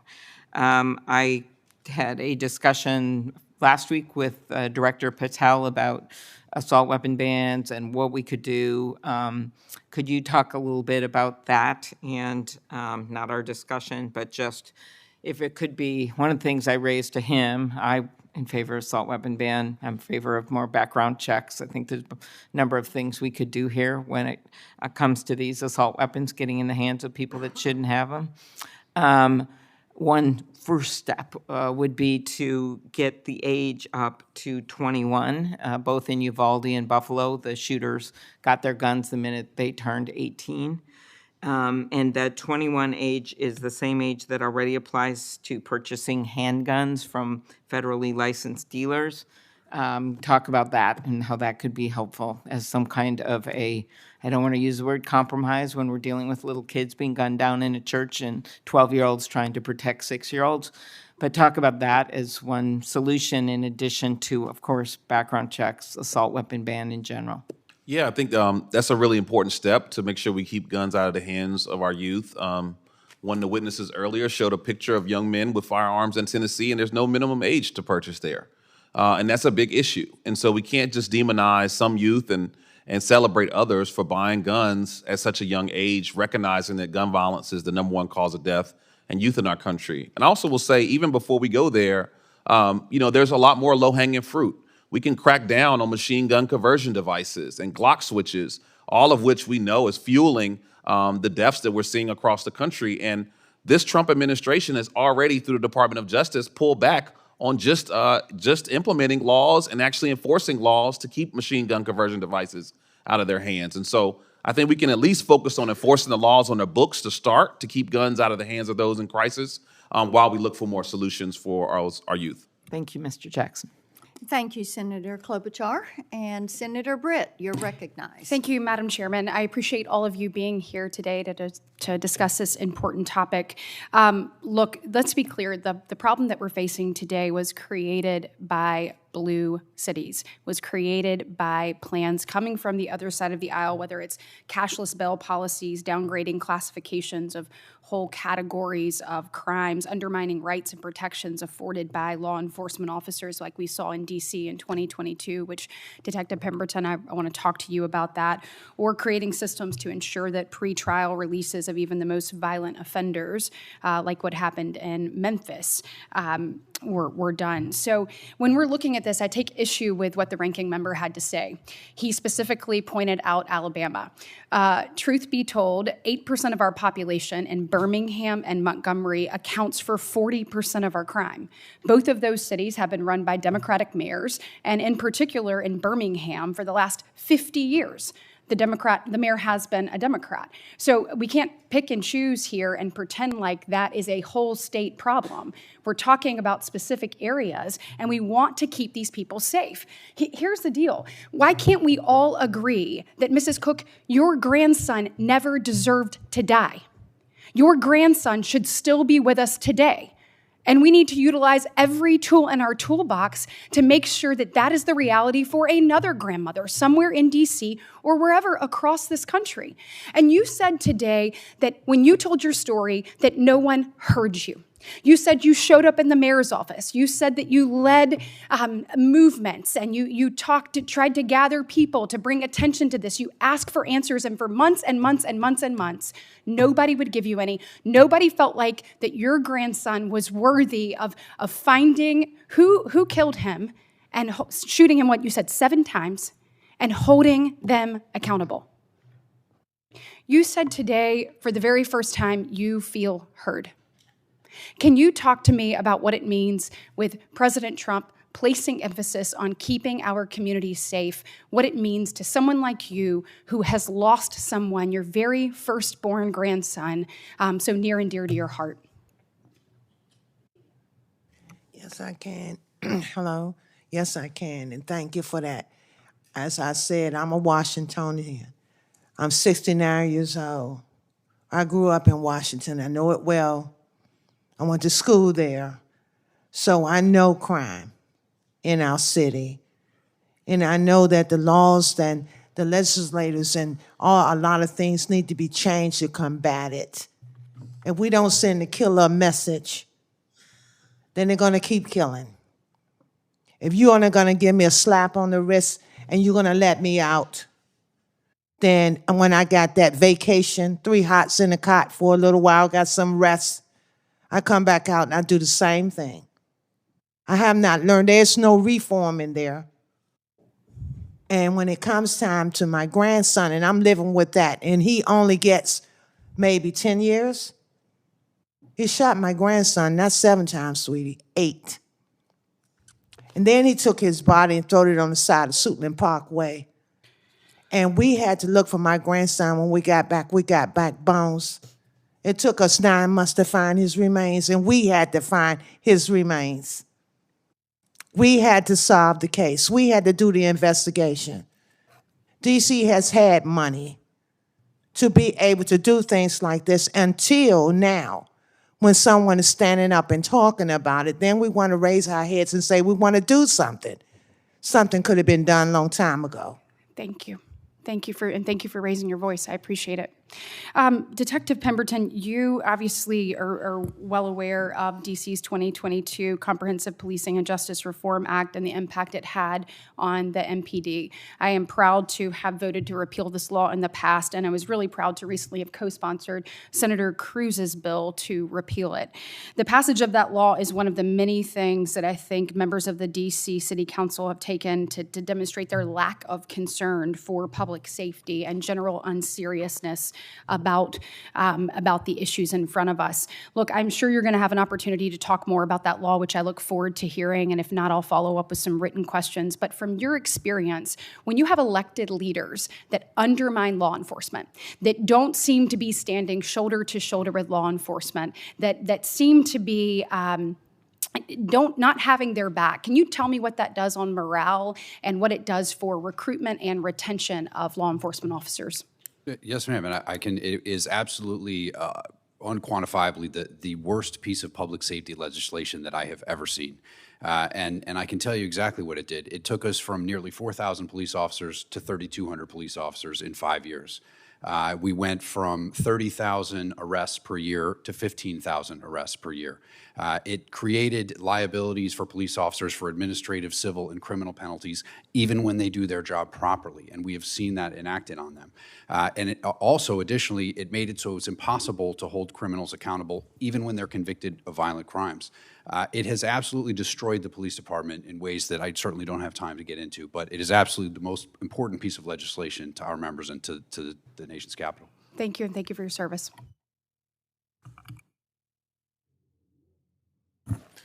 Thank you, Mr. Chairman. Let me begin by also offering my condolences to Ms. Cook, as not just as a senator, but as a parent. My heart goes out to you, and we feel you and appreciate you being here today. But I also want to ask the committee to kind of just take a step back and recall what the theme and supposed focus is of this hearing today, because as I've been monitoring, I can't help but take away the false political narrative that blames crime in America on so-called, quote, blue cities, while conveniently ignoring some facts. Because the truth is that Republican-led states have had murder rates 50% higher than Democratic-led states for decades. Look at the stats in Mississippi. Look at the stats in Alabama. Look at the stats in Louisiana.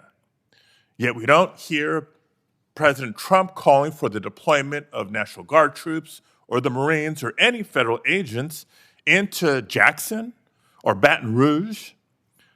Instead, the Trump administration has chosen to target cities like Los Angeles and Washington, D.C., and Portland, and they're threatening others, not because these cities were uniquely unsafe, but because their residents had the audacity to vote for a candidate for president other than Donald Trump.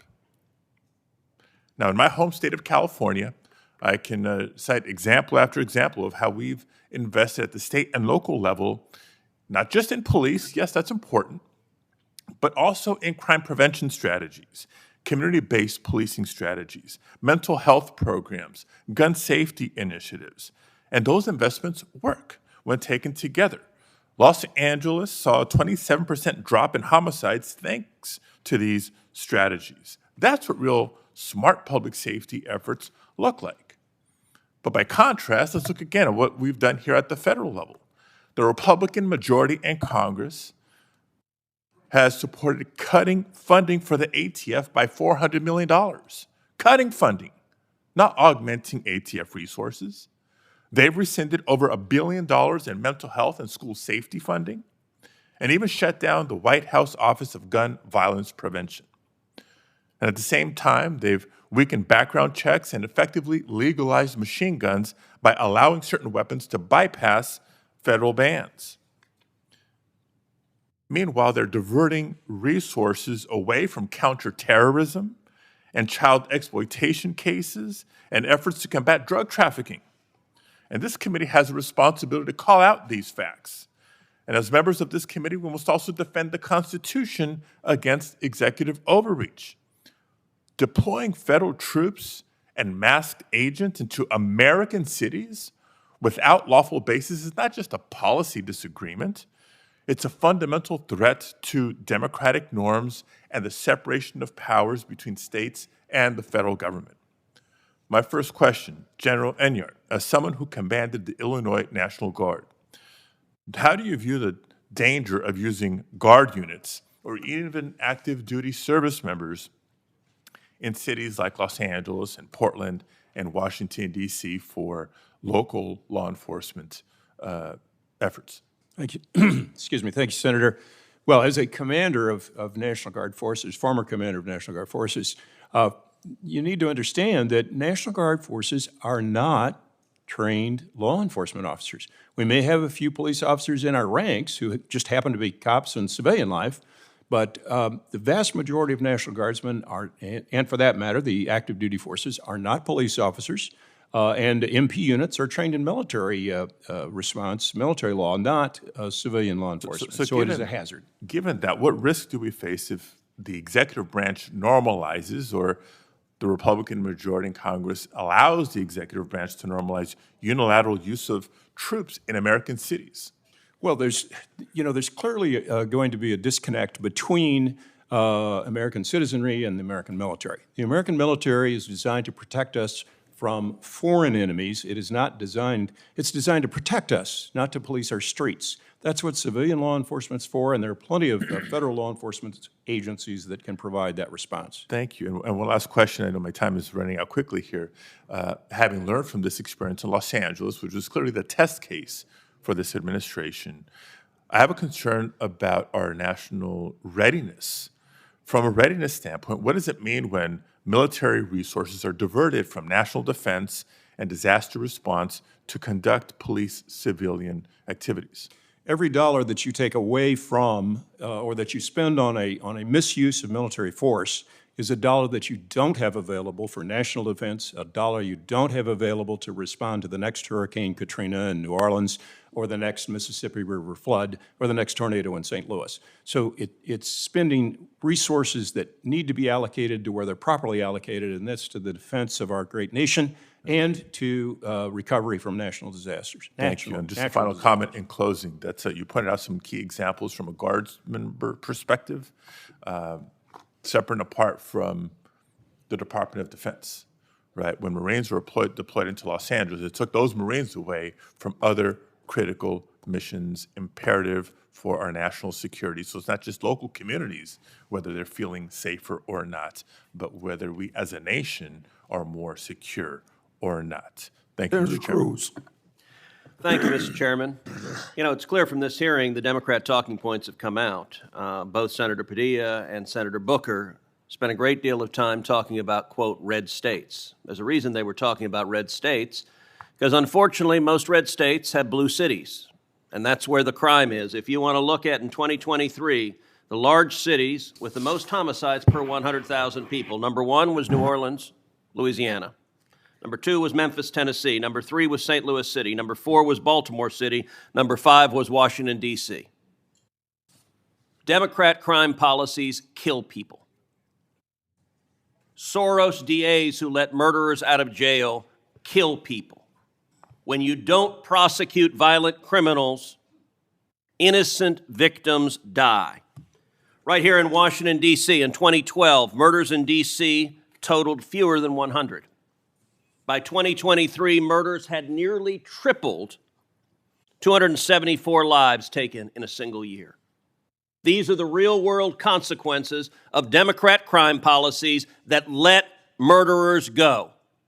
It is very simple cause and effect. If you release murderers onto the street, they will kill people, and they do it all across the country. And we need to understand these are not just numbers. Here are some of the faces behind those numbers. Edward Korestein, 19, brutally assaulted during a carjacking attempt in D.C. Eric Tarpinian Jackim, 21, a young congressional intern gunned down in the capital city. Honesty Cheadle, 3 years old, just a toddler, killed by stray gunfire. Sarah Lynn Milgram, 26, and Yaron Lachinsky, 30, Israeli embassy staffers newly in love on the verge of engagement brutally murdered. Mike Gill, 56, a husband, father of 3.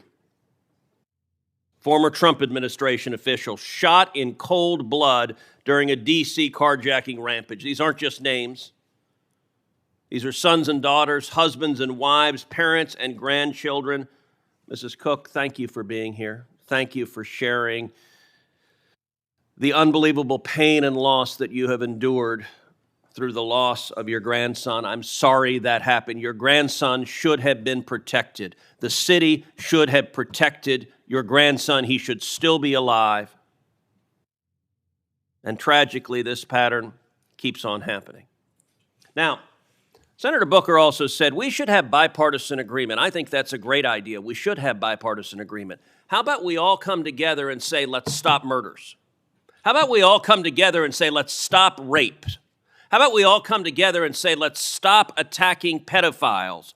I want you to look at what happened when the National Guard went to D.C. Robbery fell by 57%. Homicide fell by 58%. Sex abuse fell by 40%. Those are real results. And Detective Pemberton, if you would tell this committee what was the effect of the 2022 Comprehensive Policing and Justice Reform Law, and what would the benefit be for the people of D.C. if Congress passes my Clean D.C. Act? Thank you, Senator Cruz, and thank you for introducing the Clean D.C. Act, which repeals the Comprehensive Policing and Justice Reform Act. It is unquestionably one of the worst pieces of legislation, public safety legislation I've ever seen, and it has completely dismantled and destroyed the Metropolitan Police Department to the tune of more than 800 police officers short. It has eliminated their bargaining rights. It has eliminated their due process rights. It has changed the use of force policy so that facts unknown to officers can be used against them in charging them criminally. It exposes all of their personnel records to public databases. I could go on and on. It is an 86-page bill. Each subtitle in that bill is worse than the last, and it was designed to defund and destroy the police department. It was designed to hamstring police officers and make sure that criminals, even when convicted, would be protected from being held accountable. Repealing that bill is everything. It is the alpha and the omega of fixing criminal justice in the District of Columbia, and we must repeal that as soon as possible. This is what we have been shouting from the rooftops for 5 years. We knew it when we saw the language in the bill that it was going to be devastating. No one would listen to us. And thankfully now, thanks to your bill and Congressman Clyde's bill on the House side, we can actually get this bill repealed so we can get back to fixing the police department and bringing crime down permanently in the nation's capital. And Detective Pemberton, you're the head of the D.C. Police Officers Union. Yes, sir. In your judgment, passing the Clean D.C. Act would make Washington, D.C. safer, would reduce murders, would reduce violent crime? Permanently, yes, sir. And I would point out again, Senator Booker, and it seems none of the Democrats are here now, Senator Booker said we should be bipartisan. I can think of few issues that are more natural for bipartisanship than stopping crime. It used to be the case. You know, this committee used to work together when it came to violent crime. It's only been in the last few years that elected Democrats have decided that releasing violent criminals is something to be celebrated. Earlier, Mr. Taylor made reference to Soros DAs.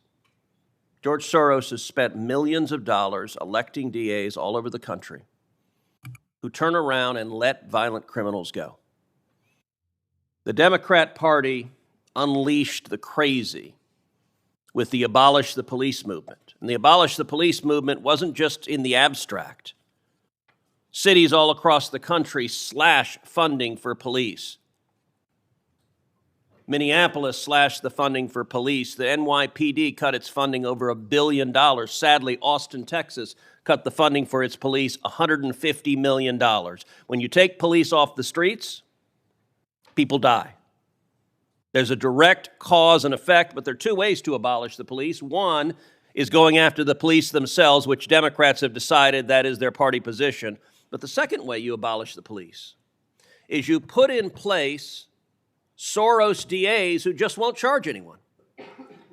That means the police cannot do their job because when they arrest a murderer, a Soros DA turns around and lets them go. When they arrest a carjacker, a Soros DA turns around and lets them go. And for the life of me, I do not understand why Democrats are not celebrating the reduction in crime, go back to the reduction in crime in D.C., that we've seen with the guard on the ground. You should be cheering a 57% decrease in crime, robbery, a 58% decrease in homicide. There are people in D.C. alive because the guard is there, and not a single Democrat is saying, that's good. Not a single Democrat is saying, we're glad those people are alive. Instead, they're saying, take them off the street and let the murderers run free. Senator, that's not serving anybody. Senator Hawley. Thank you, Mr. Chairman. Hey, Thank you. Just a second, Senator Hawley. Now with the talk's right, go ahead. Thanks to all the witnesses for being here. Ms. Cook, I want to say thank you especially to you. Thank you for being here. Thank you for telling your story. And I'm sorry for what you and your family have had to endure. And it's powerful to have you here today. Thank you very much. I want to talk about some of these policies that have gotten to where we are today. Mr. Jackson, if I could just start with you. You were Deputy Director in the Biden White House for gun violence and a special assistant to the president. Is that correct? Yes, sir. You're also affiliated with the Community Justice Action Fund. Is that correct? Yes, I'm also a survivor of gun violence. You were their executive director. When was that, the Community Justice Action Fund? 2021 to 2023. And you're affiliated with them now? Yes, as executive advisor. Okay. The Community Justice Action Fund is, do you disclose your donors? Yes. All of the donors are public? Yes. You're funded by the Tides Advocacy Group, among others? They're a fiscal sponsor. This is, right. They That would handle be a our donor. HR. Yeah. This is a George Soros funded group? No. He's one of the donors? No. He's a donor to the Tides Advocacy Group. Yeah, that's our fiscal sponsor. So they handle our HR, our back office, our operations. Great. Okay. Great. So in other words, I mean, we're one of 300 organizations. Right, that they run. You are a subset of we them. pay them to be a fiscal sponsor. Well, you are a subset of that organization, which he helps to fund, right? Okay. All right. Just wanted to get a level set here. So let's just, I want to ask you about some of the policies that you've advocated because they're exactly what we see implemented in these blue cities, like defunding the police. No. Oh, indeed. That's not. We advocate for Wait, I investing. haven't asked a question yet. We'll get to. I've got a lot of questions. Believe me, and I'll give you time. So let's talk about this report that you issued when you were executive director, a policymaker's playbook. And I'll ask you to enter it into the record, Mr. Chairman. Great. Without objection. Thank you.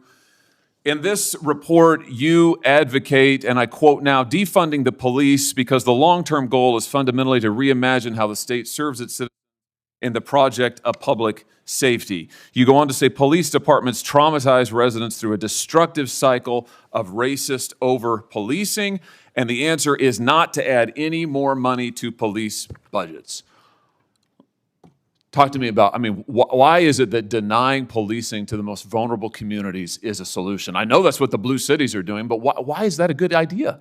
Well, look, I in no way stand with defunding law enforcement. I mean, that's what your report says. Sheriff Mike Sheridan, who taught me how to drive when I was 16 years old. Wait. Your report, when you were executive director, said you wanted to defund the police. Do you renounce this report? Mr. Jackson, do you renounce the report that you authored as executive director? Here it is. You're the second senator to bring up an op-ed or this documents isn't an op-ed. This is your report, a policymaker's playbook to reduce gun violence without policing communities. Okay. Community Justice Action Fund, copyright 2023, when you were executive director. Now you say you don't know anything about it. Now you say that you haven't heard of it, just like the Democrats who all of a sudden say, oh, we're all for the police. They've been advocating defunding them for years. Okay, well, you can look at documents or you can look at My results. question is, do you renounce this report now? You say you no longer agree with this. And my answer is that I led the efforts to invest $42 billion in law enforcement. You've advocated defunding the police as executive director of an organization that you still lead and are affiliated with. Never see me advocate for that directly. What you see me advocate for what is this, a then? comprehensive approach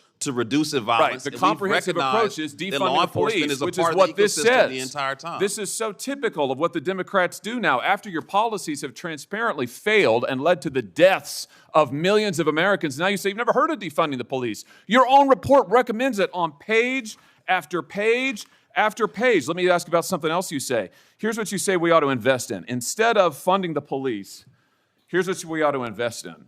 We need to invest in programs that acknowledge the need for safe space initiatives led by lesbian, gay, bisexual, two-spirit, trans, and gender nonconforming people. What's two-spirit?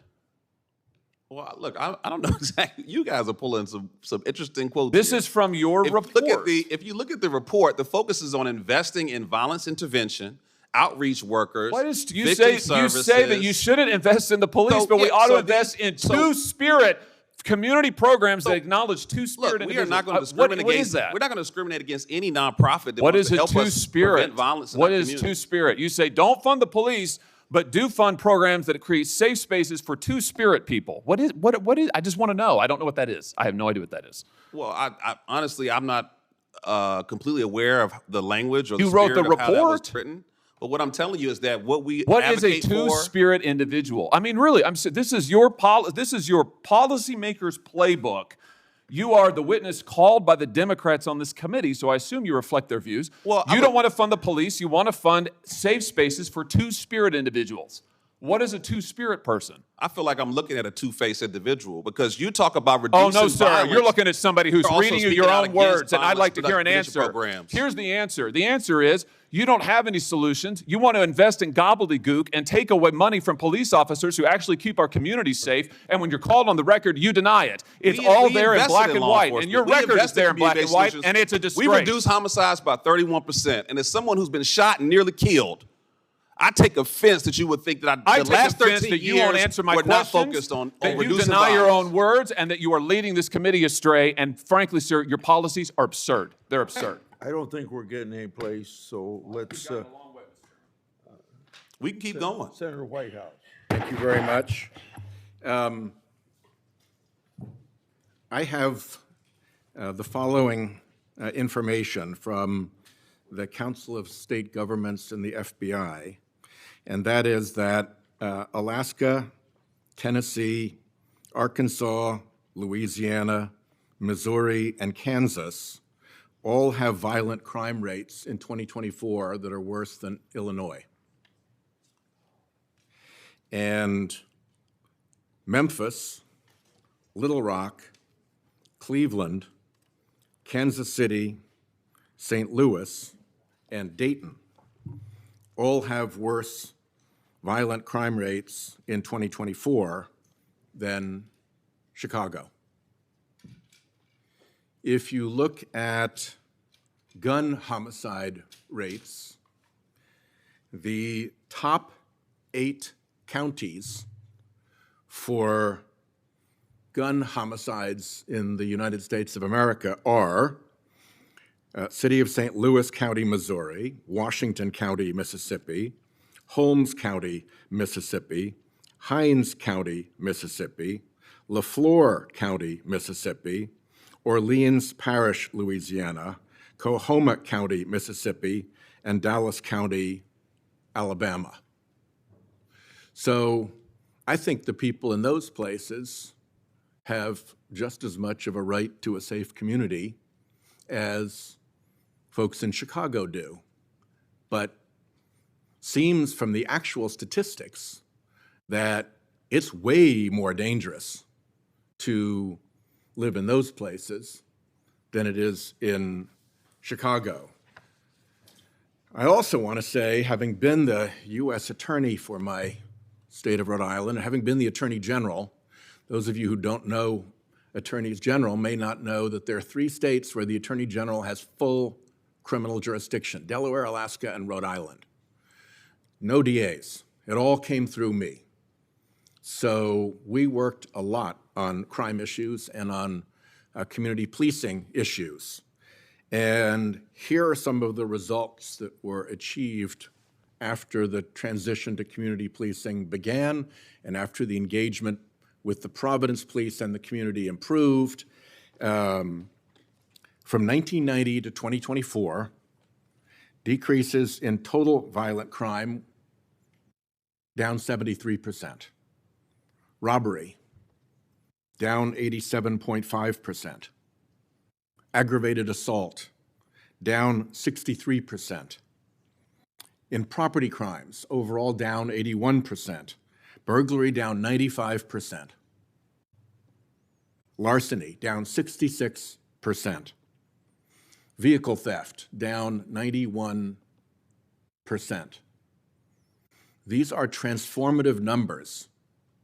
And behind them are people's lives that were not burdened by crime because the Providence Police did a very good job of transitioning to a new way of policing.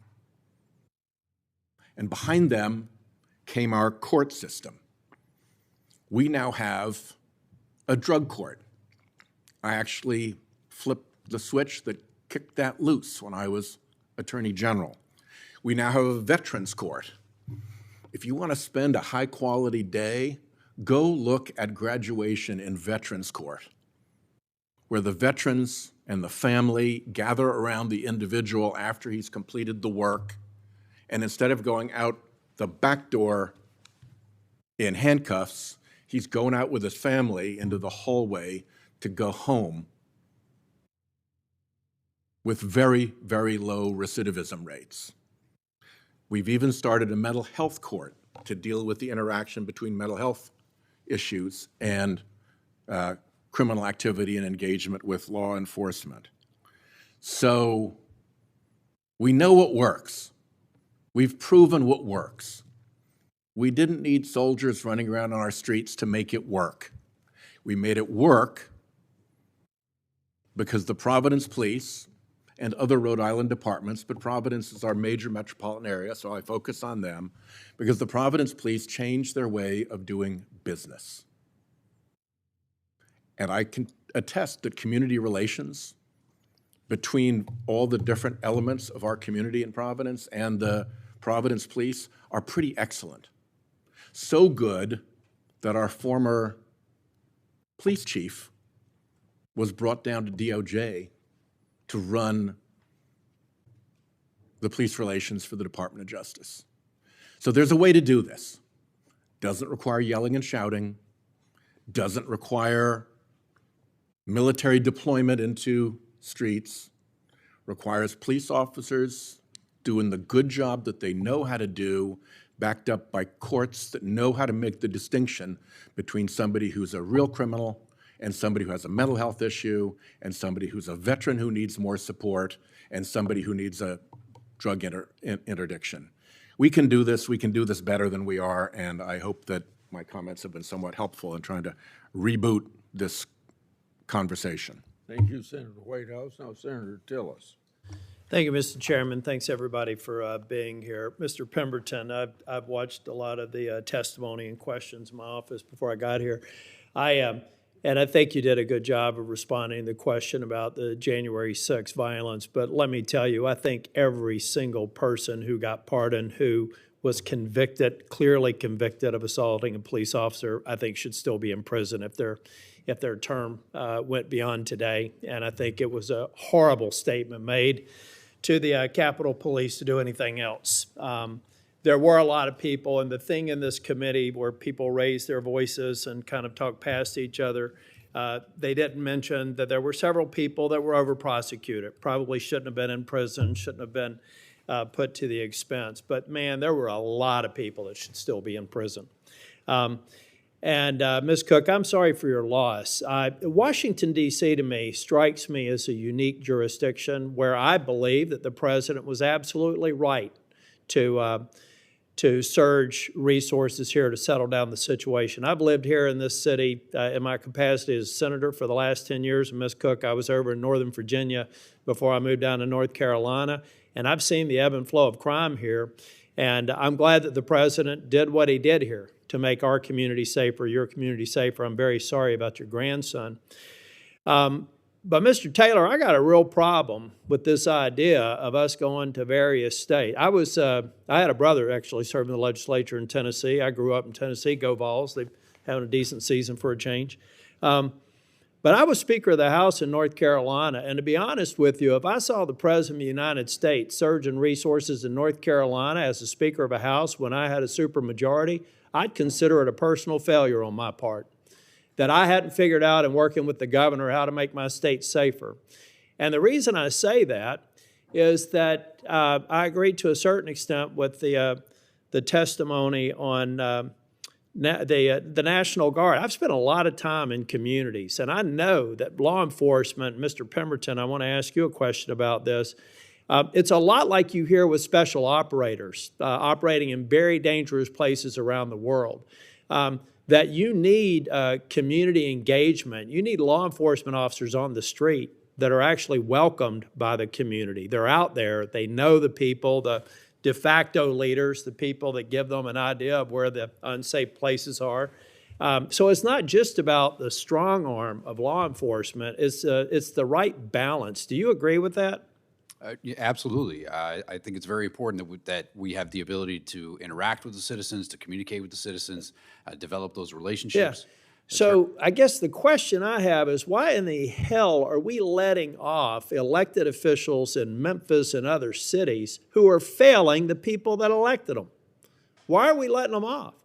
Mr. Taylor, why should I let the mayor of Memphis or the mayor of Bolivar or the mayor of several other cities that have an incident rate that's unacceptable, why should I allow federal dollars and resources beyond the joint task forces that go on every day in Tennessee and North Carolina?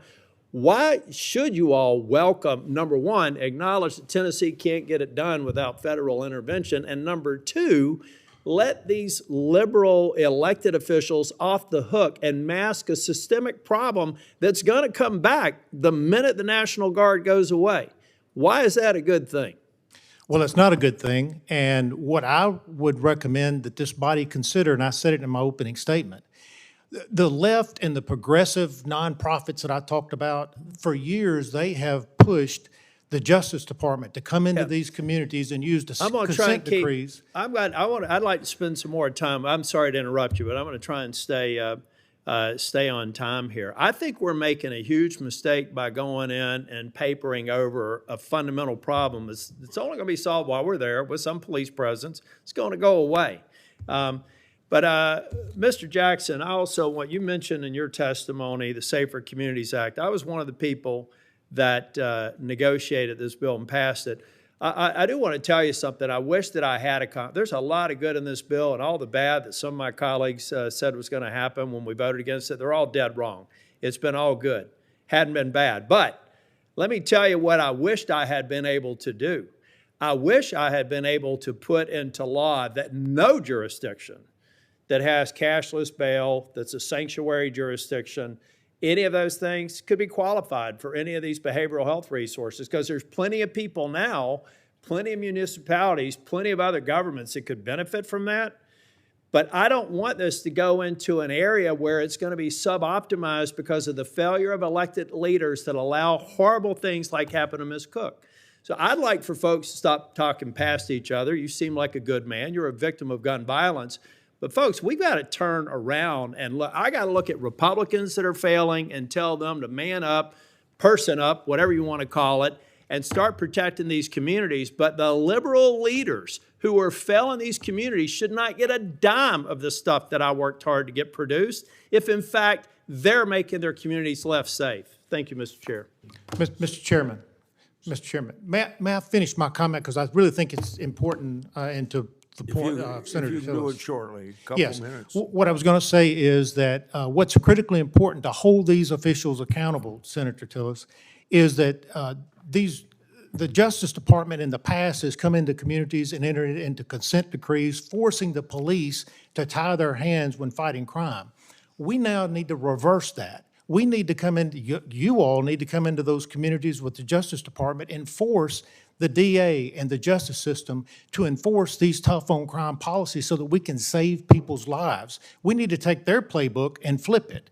And I think that'll make Memphis safer, and it'll make a lot of communities around the country safer. It's a great point, Senator. Thank you. Senator Ronald. Thank you very much, Mr. Chairman. All of our cities and communities should be safe. It doesn't matter whether the communities are led by Democratic or Republican governors or mayors. And as Senator Whitehouse pointed out, there are hard crime rates and places where led by Republicans. So all this focus on somehow it's the Democratic-led cities that are more crime-ridden is just full of you know what.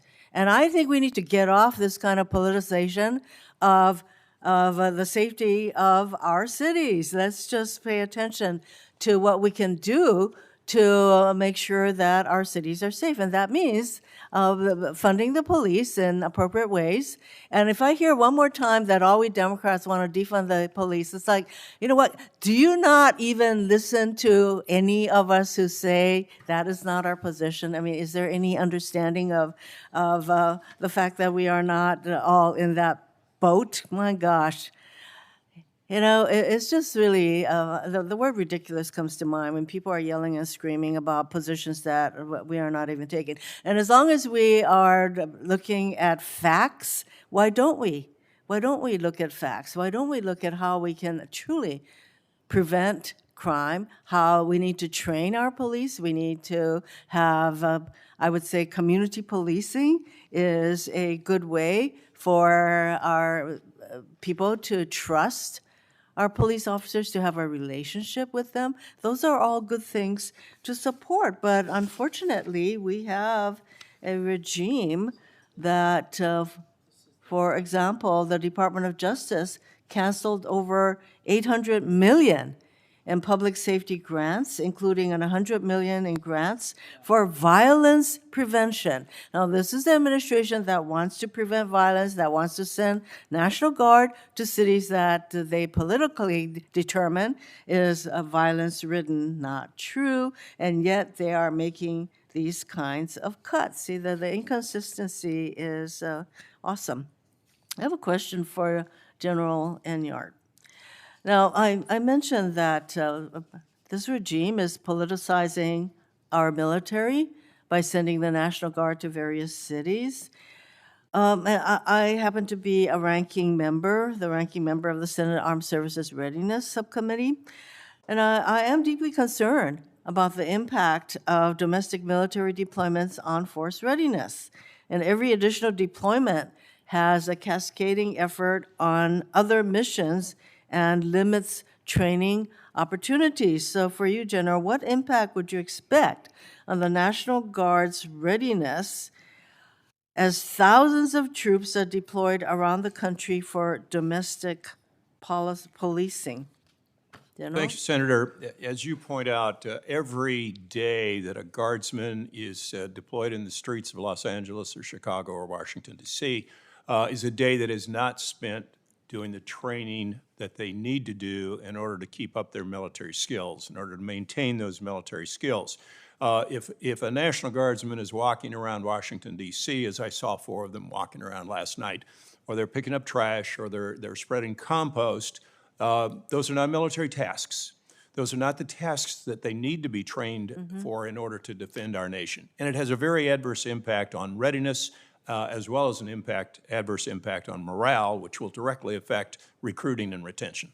It would be really nice if people could acknowledge that the National Guard has a mission, and it is not to go into cities where, especially where they're not requested to do so, to do policing, and that would have a negative impact, I would think, on their morale. Wouldn't you agree, General? That is correct. Not only on the soldiers' morale, but let's look at the families. You know, the families are losing their loved one to go off somewhere and stand around taking selfies in front of the Washington Monument. That's not what guardsmen do. It's also an adverse impact on employers, which will directly impact recruiting in the future. I'm running out of time, but I did want to ask Mr. Jackson, as I came in just as you were getting yelled at by one of my colleagues, but as I mentioned, this regime has cut large amounts in grants that I think would go toward safer communities.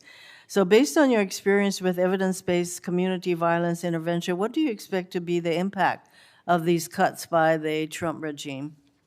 I mean, unfortunately, we know it's going to impact our ability to prevent violence before it happens. You know, when we talk about the historic reductions we're seeing across the country, it's a direct result of investing in violence prevention efforts, but also holding those accountable that are bringing guns into our communities. And both of those are under siege. ATF is being defunded. Victim services have lost $1 billion. Community violence intervention has lost $812 million. Mental health resource has lost $1 billion. So this administration has cut tremendous dollars on both ends, law enforcement and investing in prevention. And I think there's a direct correlation between violent crime in our communities and very strict gun legislation, gun laws. And Hawaii has one of the lowest violent crime rates because we have very strong gun laws that protect our community. Thank you, Mr. Chairman. Senator Welch. Thank you very much. And I want to thank the witnesses. I actually don't have a lot of questions because I do have a concern that this issue is getting very politicized. None of us want whatever amount of crime we have in our communities. We just don't want it. It's terrible. And that is a concern that all of our residents, all of the people we represent have. All of you are dedicated to law enforcement. But the objection I have to the use of the Guard is the manner in which it's being done. It does appear to be a very political decision on the part of the administration about whether to deploy, when to deploy. Some of these issues that my colleague from North Carolina was mentioning, bail issues, penalties, things that you're concerned about, I know. Those are national. I mean, every community has to make its decision, but those are fair and square debates to have. What's the right way to treat a person who is an offender? But, Mr. Chairman, one of the things that I notice is that we get into this political debate about this when, in fact, there's contradictions here. The per capita murder rate in states run by Republicans is 50% higher than it is in Democratic states.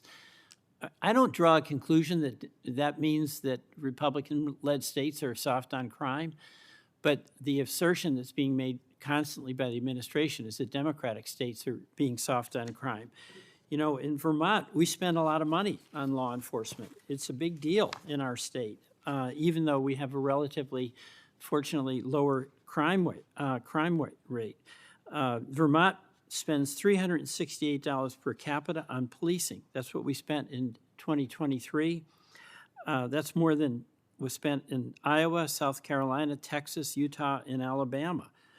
The other thing that is troubling to me is our local law enforcement, like in Vermont and I know in Iowa, they have been beneficiary of some of these federal grants. Made a real difference when I talked to some of our police chiefs. They've made a real difference in their capacity to be responsive and to get the best training possible. And the Department of Justice cut 373 anti-crime grants unilaterally. I'm pretty upset about that. And my understanding, Mr. Chairman, you get your phone calls returned from the White House. So my understanding is you were able to intervene and help your folks in Iowa. So God bless you. I'm not sure I get the same reception when I call the White House, right? So I don't think this should be on a political basis. If these COP grants are good, let's get them spread out to the communities that need them as much as possible. And it shouldn't be just on the basis that you're the Senate President Pro Tem, that you're able to take care of your state, but the rest of us don't quite have that clout. So I acknowledge your position here, but I don't think it should be unique to Iowa that you get your senator to be able to get those grants. We've got to get those grants out and show respect for law enforcement. Another issue that's a real problem, we have in Burlington, homelessness, drug abuse, and public spaces are not safe for many folks. And there's a mental health issue when I talk to my police chief about what needs to be done, and that has to be part of the equation. So, talking about bail policies is important, talking about penalties is important, but talking about mental health is important too, because a lot of folks have been kicked out on the street. We don't have treatment facilities that are needed, and those folks are out on the street and ultimately end up in the criminal justice system. It's something I know. I was a public defender for a number of years, and a lot of the folks I represented, their crime essentially was that they had a severe untreated mental illness, and in frustration, ultimately, they ended up in the criminal justice system and oftentimes in jail when everyone acknowledged that this was a mental health more than a criminal conduct issue. So I feel sad, frankly, about the politicization of this issue and sending Guard, and we have wonderful National Guard in Vermont, but like you were saying, they're trained for military missions, and in fact, they serve with great distinction in Iraq and Afghanistan. And we, as a rural state, have that situation that rural states often have, where our enlistment rate, our volunteer rate is high because people really want to defend the country and do that. So I just have a lament here, Mr. Chairman, that this issue is something that we should be working on together, because any crime in our communities is really a threat to our communities. So I want to thank the witnesses and to some extent apologize for taking the senatorial prerogative of giving my 5 minutes in the form of a speech instead of a question, but thank you. You five people have been very patient. I thank you for coming here and sharing your stories. We all believe that all life is precious, but it seems like we've accepted for too long of a period of time that violent crime can be a part of life. That's not the case. It shouldn't be the case. So I thank you for coming, and I'll call the second panel now.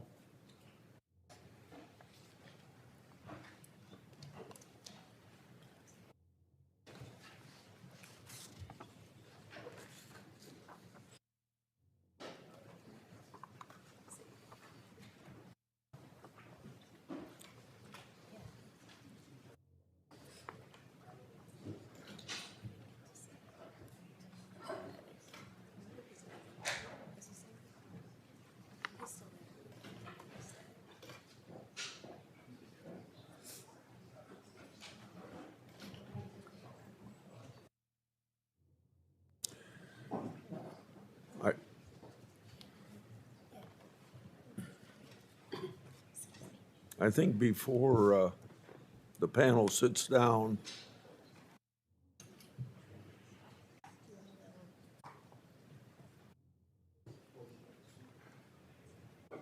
before you take your seats and before I introduce you, I think I'll ask you to swear so I can save you some time and me some time. Do you swear that the testimony you're about to give before this committee will be the truth, the whole truth, and nothing but the truth, so help you God? Thank you.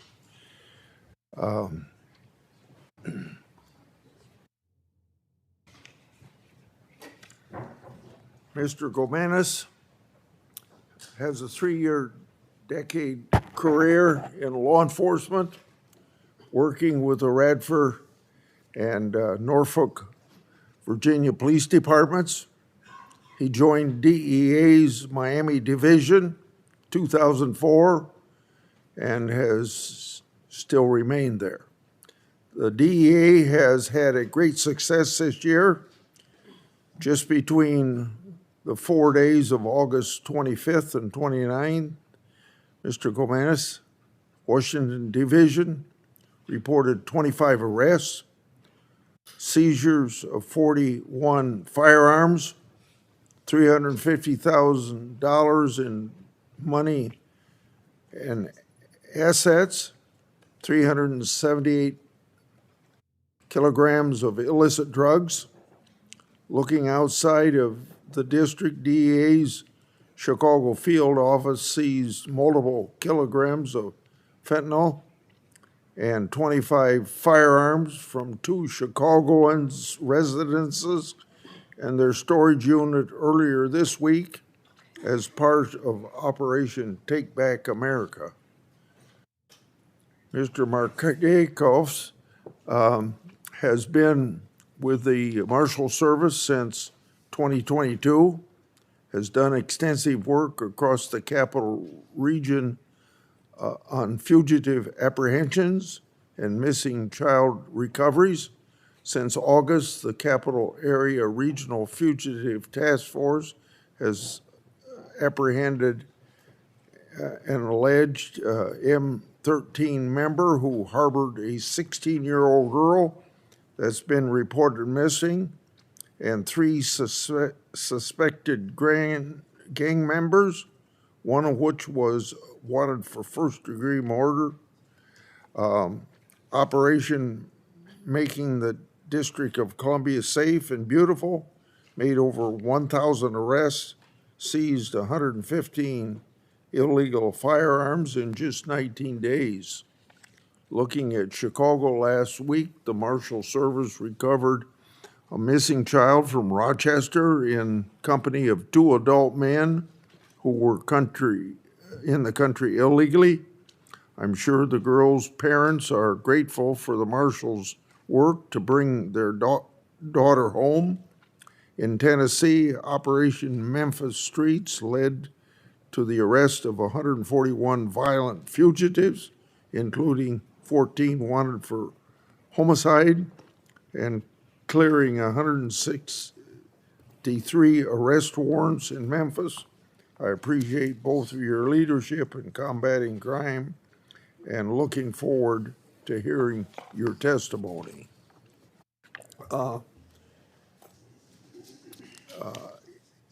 I'm going to allow the person that wants to speak for 5 minutes to speak for the agency, since you gave one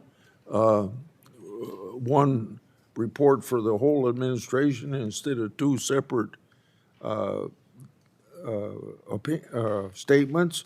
So whoever wants to go for 5 minutes, and then the next one will have 1 minute. Proceed.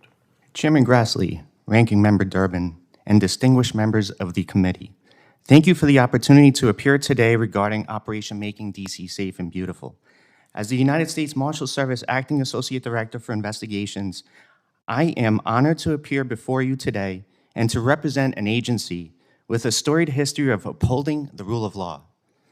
I have had the pivotal opportunity and a pivotal role in Operation Making DC Safe and Beautiful. I am responsible for managing the investigative functions for the United States Marshal Service, ensuring federal law enforcement is optimized to work together interagency with the Metropolitan Police Department. Protecting the District of Columbia has been a part of my life and my professional career. It was almost 22 years ago that I was promoted to become a criminal investigator and assigned to District Court in the District of Columbia. During my time at DC District Court, I was selected to serve on the Capital Area Regional Fugitive Task Force as a team leader, directing teams of federal, state, and local law enforcement officers conducting fugitive apprehension missions. Just 2 years ago, I was honored to be designated as the acting United States Marshal for the District of Columbia. During my tenure, I worked extensively with federal and local law enforcement partners. Every day from coast to coast, U.S. Marshals arrest hundreds of violent fugitives as we work side by side with our federal, state, and local partners. Our district and regional fugitive task forces are a model of how federal resources and expertise complement state and local efforts to reduce the scourge of violent crime. This partnership is the core model we are using in Operation Making DC Safe and Beautiful.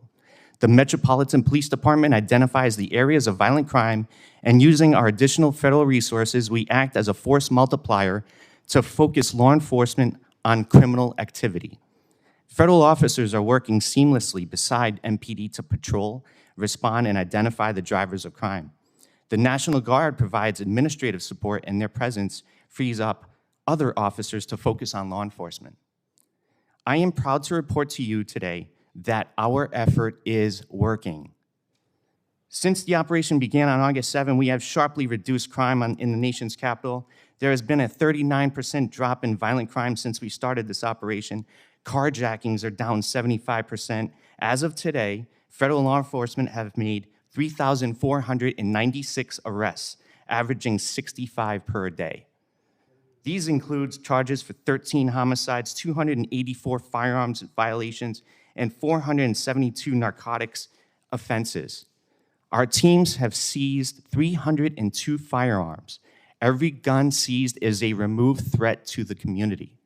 We have apprehended 25 gang members, including high-risk targets, and recovered 10 missing children, safeguarding the most vulnerable among us. These results are not just statistics, they resonate in crime-ravaged communities. During this operation, Deputy U.S. Marshals have heard nothing but appreciation from DC's residents. A community long in pain is now healing. The gratitude of residents highlights the operation's real impact on daily lives. A major faction in DC public safety crisis is the soft on crimes policies These endanger residents by failing to hold criminals accountable. As law enforcement veterans know, without accountability, offenders will re-offend. I urge Congress to consider legislation that will help hold DC criminals accountable. Policies like cashless bail release most arrestees without monetary conditions, creating a revolving door for violent offenders. This burdens officers, including Deputy U.S. Marshals, recapturing the same individuals often for identical crimes. It wastes resources, endangers communities, and erodes police morale. For instance, among our thousands of arrests since August 7, we've faced repeat offenders like an MS-13 gang member with 7 prior convictions. The DC Safe and Beautiful Task Force, partnering with the U.S. Attorney, ensures that dangerous arrestees are held accountable. We've deployed 83 multi-agency teams across DC's 7 patrol districts, collaborating with local and federal partners to hit crime hotspots flagged by MPD intelligence. Our officers boost presence and visibility, ensuring violent offenders face justice. These gains stem from our unified command's efficiency and our alignment with President Trump's vision for a safe and beautiful capital. We're proud of the 22 agencies supporting this operation. I especially want to recognize major federal contributors such as the DEA, FBI, ATF, U.S. Park Police, ICE, and Homeland Security investigations, among other partners who serve alongside the U.S. Marshals Service.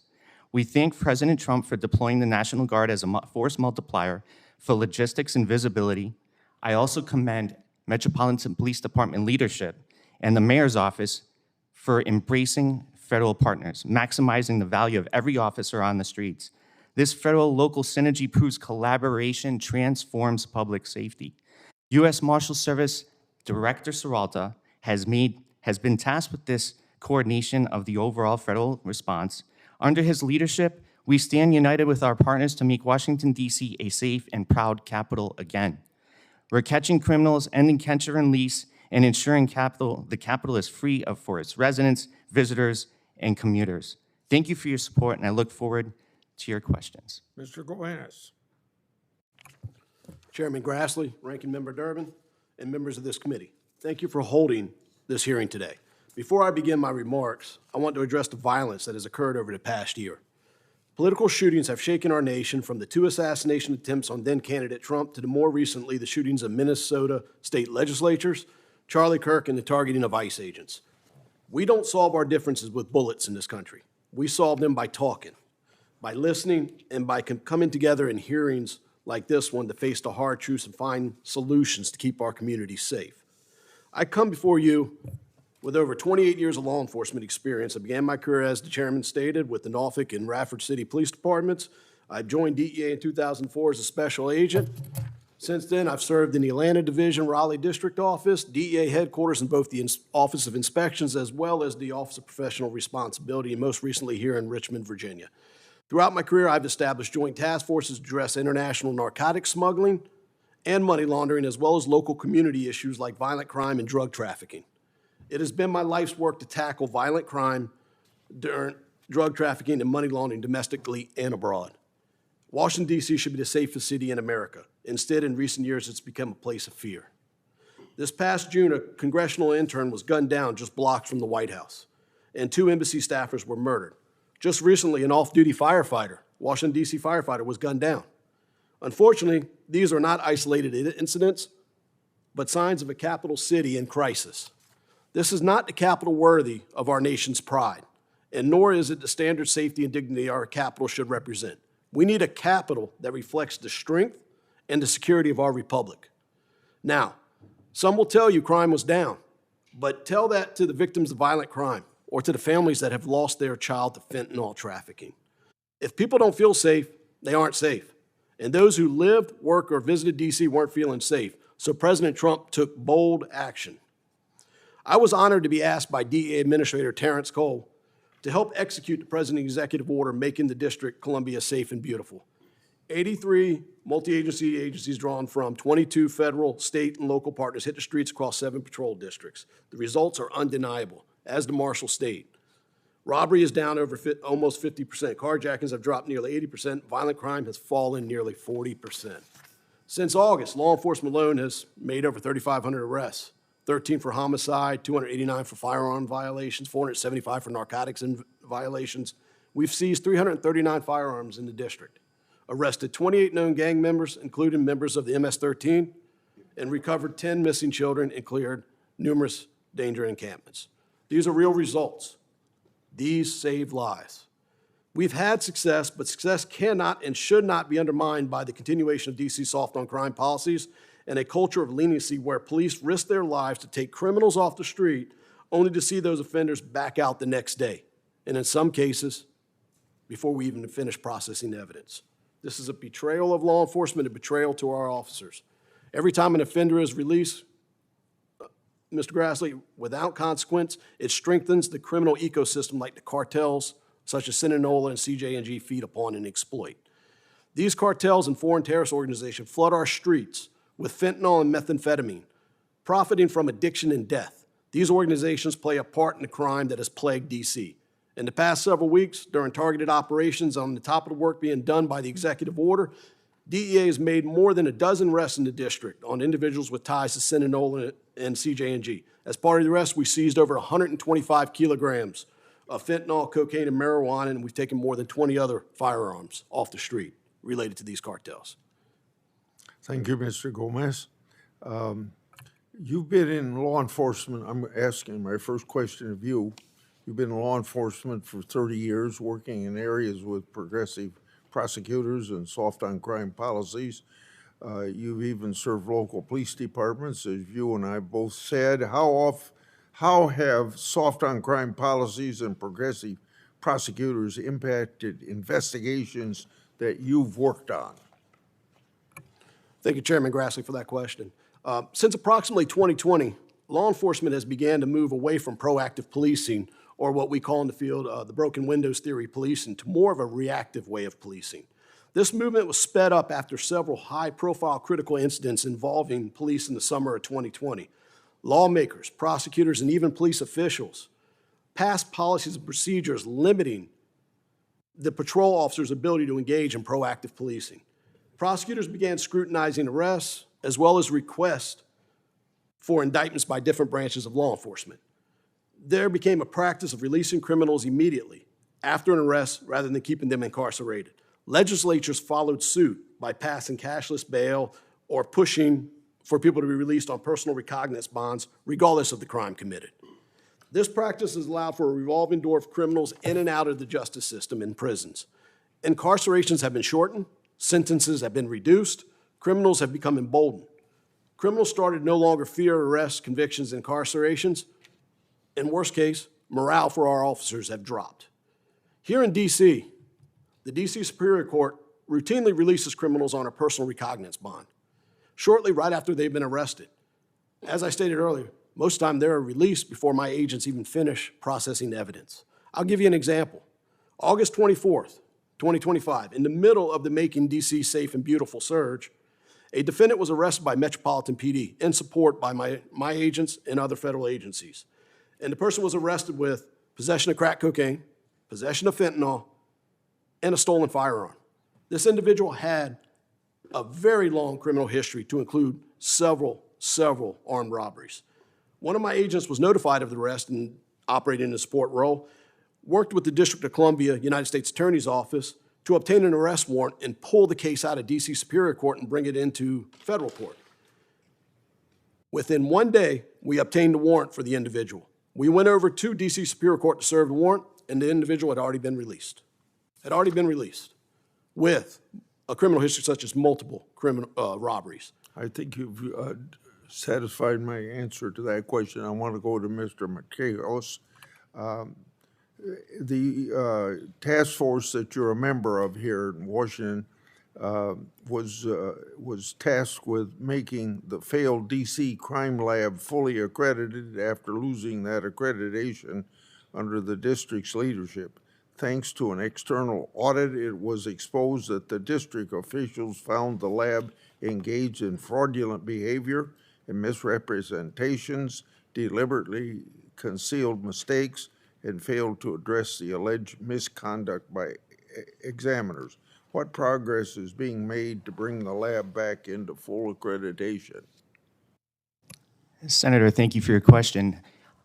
Within the U.S. Marshals Service, we don't have any purview over the D.C. Crime Lab. Having previously served as the acting U.S. Marshal for the District of Columbia, I was aware that D.C.'s Crime Lab had lost certification, but I'd be happy to take back that question back to the DOJ so we can follow up with an answer for you. Please do that. Mr. Goumenis, critics of the Trump administration immigration efforts claim that the agents are arresting peaceful migrants without any connection to crime or criminal backgrounds. How do you respond to that? And in answering my question, can you explain how hard it is to access foreign criminal history? Thank you, Senator, for your question. Let me premise this by saying DEA's first priority is drug investigations. We always prioritize them.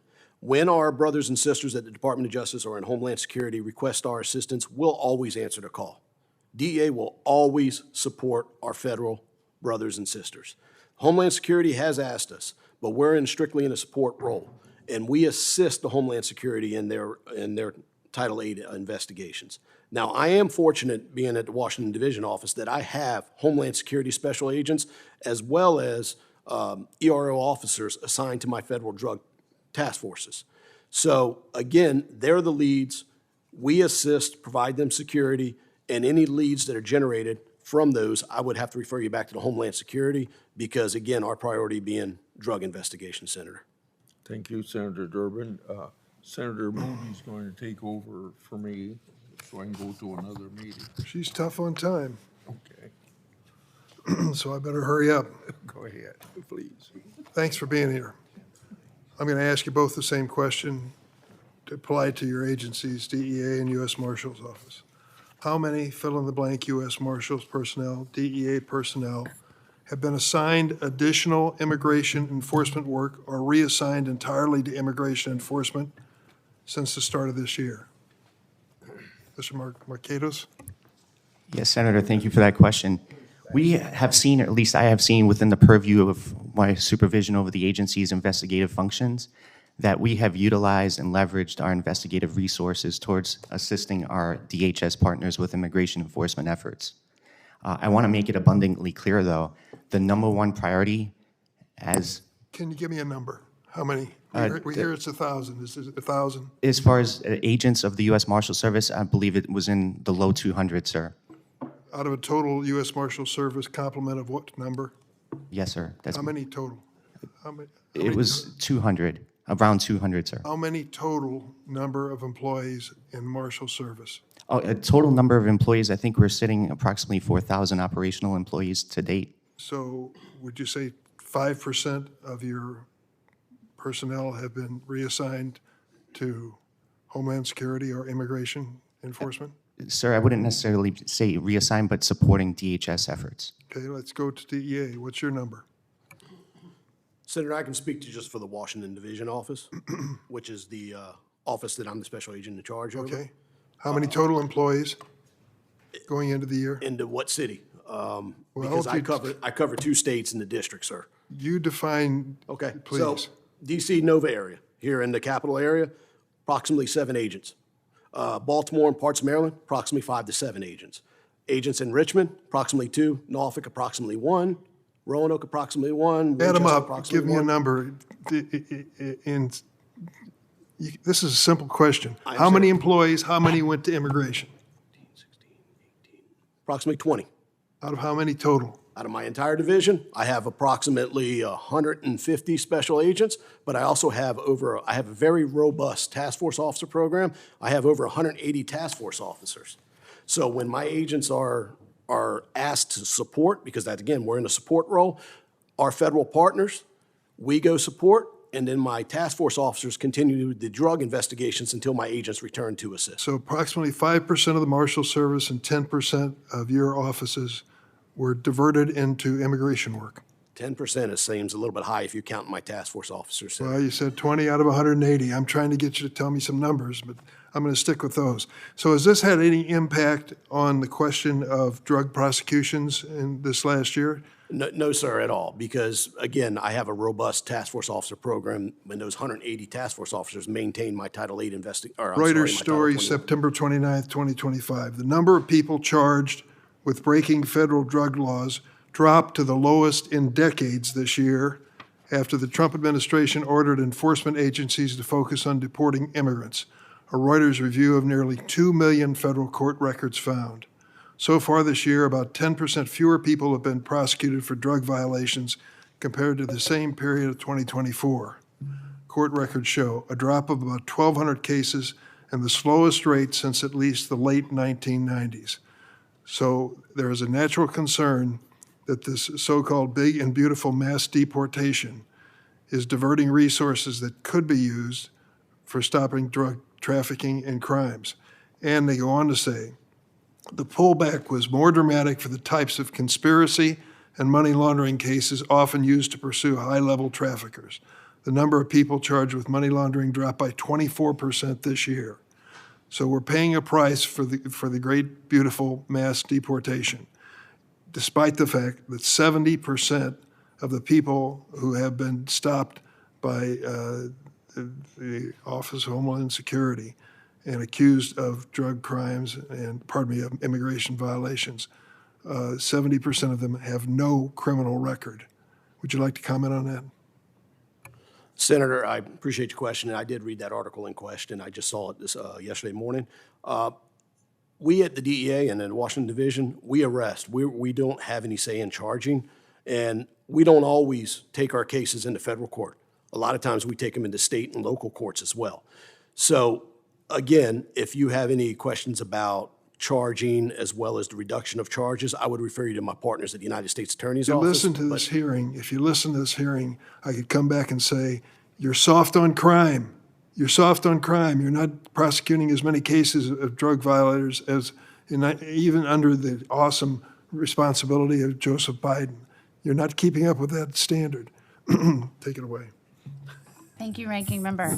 I'll just stay along that topic for a moment. Having been a federal prosecutor that worked very closely with federal agencies, including the DEA, having been a wife of a DEA agent and a law enforcement officer, I have some simple questions just to follow up along that line so the American people aren't misled. In fact, in many instances, especially within the DEA ranks, many of our drug traffickers and others who came into the country that went on to coordinate with cartels and other foreign nations, many are here illegally. Is that correct, sir? Yes, ma'am. And so with an administration that comes in and takes a look at the resources it has, both financially and with manpower, and decides to shift responsibilities, where if you were to encounter someone that was trafficking drugs within the United States, would this administration now say that person needs to be deported? Ma'am, it could go both ways. We could prosecute them first for the drug trafficking, depending on the level of narcotics that they're in possession with, their criminal history. But in many instances, they could be simply deported back to their home country so they couldn't continue to sell drugs within a community. Yes, ma'am, that does So happen. isn't it true that this administration has shifted resources in many respects? Some of the international water operations have been amplified and assisted by the military now, and in many instances, not just the DEA, but others are helping with those here illegally that are committing crimes, such as in Chicago right now, where they've surged resources to go after those here illegally with crimes, that have committed crimes, right? Ma'am, as the Washington Division SAC, I really don't want to speak to Chicago because that's a different division. All right, well, let me talk to you about Washington. Okay, thank you, ma'am. In Washington, it made perfect sense for the federal agents to assist in going after those that were here illegally that had criminal histories, correct? Yes, ma'am. And in your experience, those that are living here and have had to live in an environment high in crime with no one taking that seriously, were welcoming those efforts, correct? Yes, ma'am. As a matter of fact, I've been out since August 7th numerous times with people on the streets with the task force, and I can tell you from firsthand, I've probably gotten more thank yous for being out on the street than anything else. I've also received numerous letters as well as verbal accolades for the DEA agents helping Metropolitan PD. Several of these letters that these officers have sent have been very nicely written, thanking us, and their main concern is when we leave. But as I've said, we've always been partnered with Metro PD, and we'll never leave. Let me start, and I meant to start this way, and I just wanted to make sure that everybody understood that shifting resources when you have an administration that's coming in and wanting to prioritize and get back to mission of protecting communities, that is something that is done repeatedly as administrations change and priorities change, and there could very well be a lot of crossover in those missions, correct? Yes, ma'am, and I would also And I add- just want to make sure that I'm staying on time here, so let me start by saying thank you to you both for embarking on lifelong careers of law enforcement service. I believe it takes a really special, selfless, brave individual to say, I'm going to put my life, my safety behind others, and I'm going to dedicate my life to that, to protecting communities. That means a lot to me, and I believe that that is why this country is one of the greatest countries on earth, because we have people like you willing to sign up for these roles and enforce the law when we, the people, have come up with the law. So thank you. One of the things that I've been repeatedly upset with recently is the villainization of law enforcement. In fact, just today, as federal agencies were in Chicago trying to arrest people that had committed crimes that were here illegally, the governor of Illinois said that those federal agents were waging war on his people. And in fact, the mayor of Chicago said that, and I quote, law enforcement is a sickness. When all these people that have signed up for these jobs are trying to do is protect others. Here in DC, you had an attorney general when there was carjacking epidemic, and trying to explain why he couldn't protect or do anything about it, said that you can't arrest your way out of this situation. Do you believe that you can protect a community, Mr. Marketos, by arresting violent criminals and those to seek to do others harm? Senator, thank you for that question. Absolutely. No question about it. And do you believe that the rhetoric that has been put forth by so many Democratic leaders around this nation is having an effect on the morale and the job of those like Mr. Goumenis and other law enforcement officials around the country? Senator, the beauty of the U.S. Marshals Service is that we are a non-political organization. We are career law enforcement officials that want to make a difference and safeguard our communities. And do you believe that they will press on and protect the American people despite all of these statements that I would say incite violence against law enforcement? Again, Senator, I think with the U.S. Marshals Service uniquely placed in government, with our primary responsibility being the protection of our federal judiciary, the U.S. Marshals Service stands side by side with our state, federal, local law enforcement partners to make a difference and make an impact on violent crime. Thank you. Senator Whitehouse? Thank you very much, Chairman. Mr. Marketos, welcome. It is one of the jobs of the Marshal Service to provide protection to our federal judges. Is that correct? Senator, thank you for the question. Absolutely, yes. And it is a federal crime, for instance, under Section 115, to threaten a judge. Is it not a federal crime? Senator, off the top of my head, I don't know the statute, but it is a federal crime if you do threaten our federal judges. And it can also be an obstruction of justice crime to threaten a federal judge if the effort is to influence, intimidate, or impede the judge in the performance of his or her duties. Is that not also correct? Senator, not knowing intimately the statute, I would concur that any violation or threats against our federal judiciary should be investigated to the fullest extent possible. Well, here, that's a perfect segue, because what we have is a threatening statute, and we have an obstruction statute that focus largely on the immediate issuer of the threat, the person who sent the threat. But if you look behind those, we also have conspiracy statutes, 371, 372, and 373 to be more specific. And it is also a federal crime to conspire to threaten a judge, is it not? And also a federal crime to conspire to obstruct justice, is it not? Senator, again, I'm not intimately familiar with the statutes, but I do know that the judicial security mission is, without a doubt, one of our core responsibilities in our democracy. Is it a crime to conspire to threaten a judge? Senator, I'm not, again, too familiar. If the investigative facts that are presented to the U.S. Attorney's Office dictate that that individual or individuals have threatened the federal judge, then they will pursue charges. Well, if you don't know whether conspiracy to threaten a judge is a crime or not, you may also not know whether obstruction of justice is a predicate act for purposes of the racketeering statutes. So I'll ask, is Section 1503 obstruction a predicate for a racketeering prosecution under Section 1962? Senator, again, I'm not intimately familiar with that statute that you're referencing.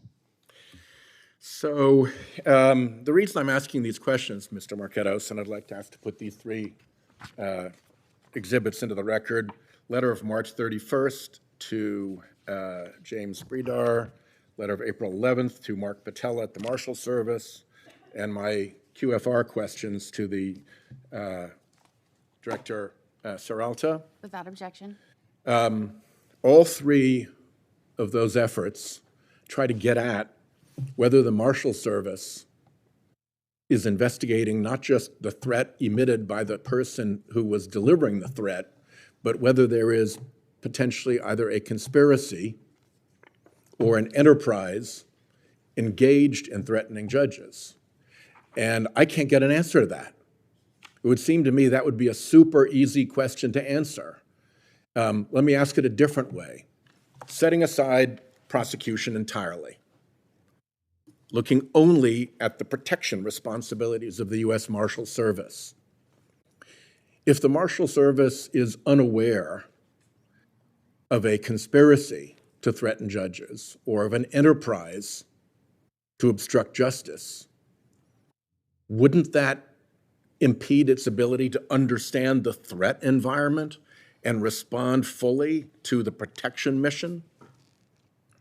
Senator, I am not part of the Judicial Security Division, although I did spend many years in the Judicial Security Division. My current portfolio is the investigative operations functions of the Marshal Service. That doesn't necessarily touch the judicial side. However, I can tell you that with our Threat Management Center and our accountability that our Director Seralta has implemented and mandated, that the judicial security mission will come first beyond anything else. Yep, I hear everybody saying that, but when you narrow the question to whether or not the Marshal Service is willing to investigate conspiracy to threaten or a racketeering enterprise to obstruct, then suddenly it's radio silence. Suddenly it's cricket. Suddenly I can't get an answer. And it's my view that your responsibilities to the federal bench include fully understanding what the risk to judges is. And you cannot turn a blind eye to the prospect of there being conspiracies or enterprises or orchestration of threats and still be doing your protection job fully.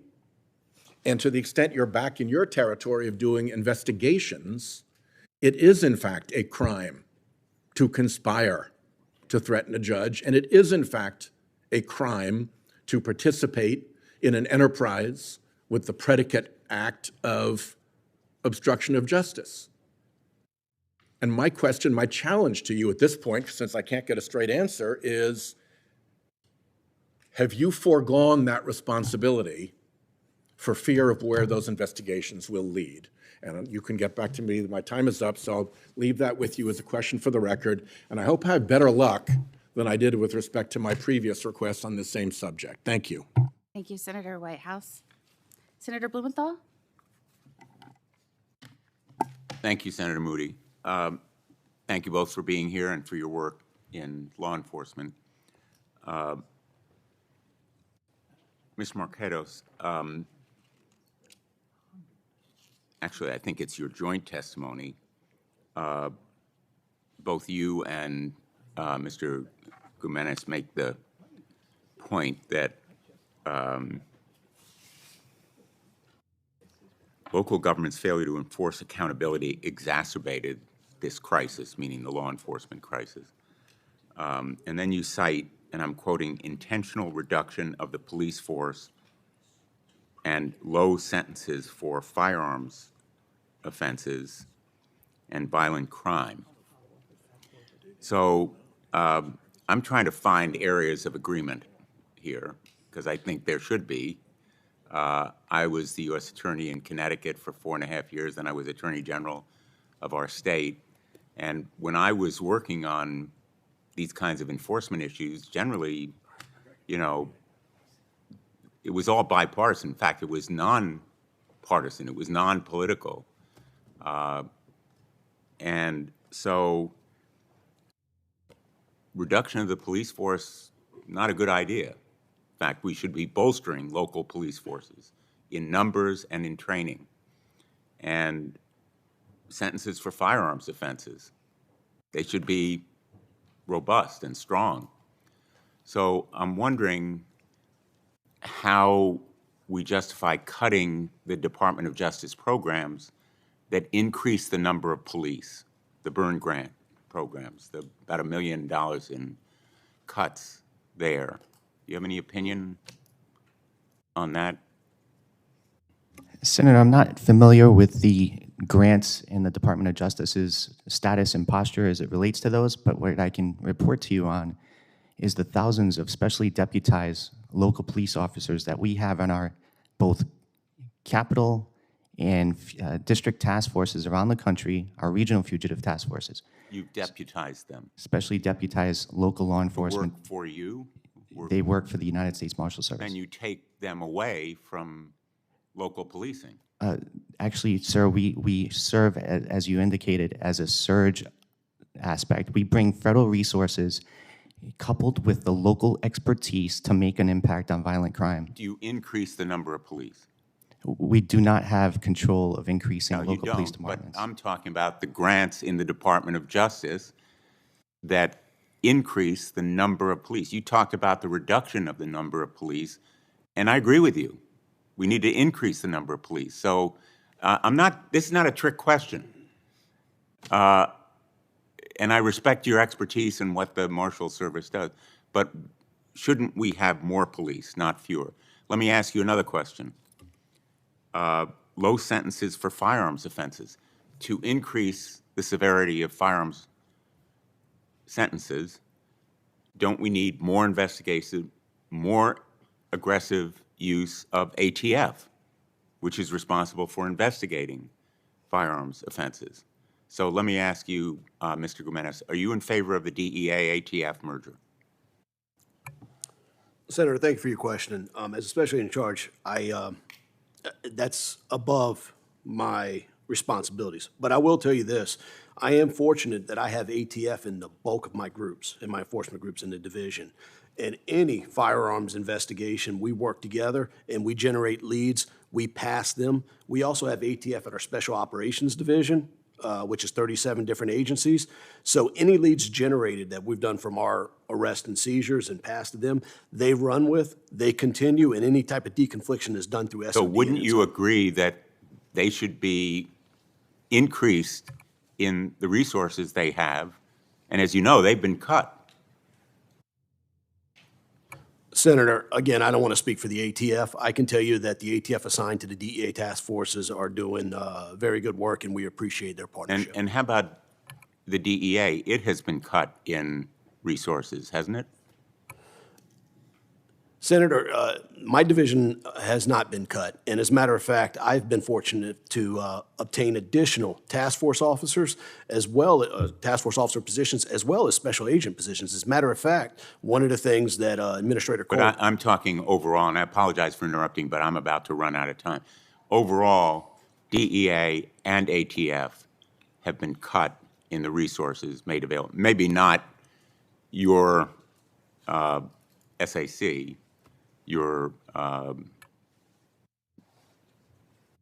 section in D.C., but overall, both DEA and ATF have been cut in resources available. Again, Senator, I haven't seen my budget cut. I would refer you back to the Department of Justice if there's a question of that Thank you. My time has expired. Thank you both. Thank you. Senator Coons.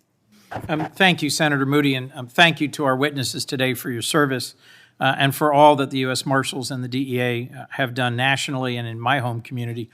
I spent a decade in county government. I was the county executive for 6 years and responsible for the second largest law enforcement agency in our small state of 1 million people. But my agency did policing for 500,000 people. And we benefited from many federal task forces, from working with ATF, with FBI, with DEA, with the Marshals Service in order to clear warrants that had been long unserved, to arrest dangerous felons who'd come to our state from the region, to investigate and bust gangs that were dealing in drugs. Federal resources really can help local law enforcement. And I'm the co-chair of the Bipartisan Law Enforcement Caucus with Senator Cornyn. And frankly, we recently did an event on judicial safety where we heard from federal, state, and local judges who had been threatened. If I might just follow up on what Senator Whitehouse was asking briefly, Mr. Marketos, I assume he was referring to the very recent rise, the alarming rise, in the delivery of pizzas to the homes of federal judges and their families, using the name of Daniel Anderl, who's the murdered son of New Jersey Federal District Court Judge Esther Salas. I've heard from federal judges about their alarm about this so-called pizza doxing, and that it's happened not a few times, but literally over 100 times nationally. Is this something the Marshals Service is investigating, the potential for there being a conspiracy to deliver these pizzas all over the country to federal, district, and circuit court judges and their families at their homes? Senator, thank you for that question. Again, the Judicial Security Mission will and always will remain the focal point of the United States Marshals Service. Under so the are leadership, you investigating the possibility of a conspiracy that's actually delivering in an organized way these pizzas to threaten our federal judiciary? Senator, I am aware of this inappropriate activity, and the Marshals Service is looking into it. Thank you. I'd welcome more information about what exactly you're doing. My hometown, to get back to my main point, forgive me, the city of Wilmington and Newcastle County saw a steady rise in violent crime over a number of years for a variety of reasons. And under the two previous administrations, first Trump administration, Biden administration, I worked hard to ask for, get, and deliver more federal law enforcement resources that, in partnership with our city, county, and state police, did a remarkable job. Part 1 crimes, and in particular murder, robbery, rape, are down significantly compared to where they were just several years ago. It's been a real positive story of more policing resources delivering a safer community. What I'm concerned about, bluntly, is the way this whole hearing was framed. Framing crime as a blue city issue, I think disrespects the hard work of law enforcement, the impact on communities, the victims and their families that yearn for real solutions. When we've got some very positive, concrete stories in both red cities and blue cities and red states and blue states about real progress in fighting crime and bringing it down. My concern is that this year, the Trump administration has taken concrete actions that have canceled hundreds of millions of dollars of the Office of Justice Program grants, including some that were helping in my community, effective gun violence prevention, policing and prosecution programs, and victim support services, literally defunding our local police, and diverting federal agents and prosecutors who've been investigating violent crime, drugs, and corruption in my home community to a mass deportation agenda, and that has rolled back common sense gun safety regulations. So, Mr. Goumenis, if I might, can you just answer, Reuters is reporting that federal drug arrests and prosecutions are down this year compared to last year, and in fact that prosecutions are at the lowest level in decades, which some sources in this story attribute to the decline in focus on these areas and refocusing on immigration. Have you seen a slowdown in arrests in your area of responsibility? And what's your explanation for the slowdown in prosecutions that may have resulted? Senator, thank you for the question. I believe that article was referencing just prosecutions, but for arrests in my AOR, I'm actually up this year. As a matter of fact, my division has seized more fentanyl this year than we did last year. So for my division, our arrests are up. I think that's good news. More broadly, we've seen the diversion of federal law enforcement sources from fighting complex crime to managing and responding to street crime. Since the start of the DC emergency, how much of your manpower in terms of agent hours has been devoted to street patrols, and how's that relate before the emergency? And then is that something all of your agents are doing? And how do they account for the time that takes out of the complex investigations that the DEA is really specifically talented at? And you can briefly answer. Thank you, Senator. Senator, thank you for your question, but I think that was about 3 questions, so if I can break them down on each one, if you don't mind. I think I'm the last questioning senator, so perhaps the chairman will Okay, indulge me for a question or two. No problem, Senator Coons. So we haven't changed our posture. DEA will always answer the call. If it's a long-term investigation to if it's support in the Metropolitan Police Department, support to any state and local agency that's within my AOR, my area of responsibility. I apologize. For example, we started this surge on August 7th, and I had my division kind of pull the numbers, so that's about a month and a half, give or take. We have still arrested 23 individuals. We have still seized $51,000, 28 firearms. We just ran nationwide 2 surges for Sinaloa and CJ&G, the 2 cartels that are poisoning about 95% of our population with the synthetic poisonings that are destroying our communities. 300,000 people in 3 years. So Sinaloa, just in D.C., 8 arrests, 113 kilograms of fentanyl, cocaine, and marijuana, $50,000 in cash, 21 firearms. CJ&G, just in the district, 8 keys of cocaine. If we take that outside the district and include the other 2 states, that's 18 arrests, 1,617 kilos of cocaine, over 2,000 counterfeit pills of fentanyl, 119,000 seized, 32 weapons. Right. My agents, Senator, believe in the mission, believe in what DEA does, because we're members of the community. We live in the community.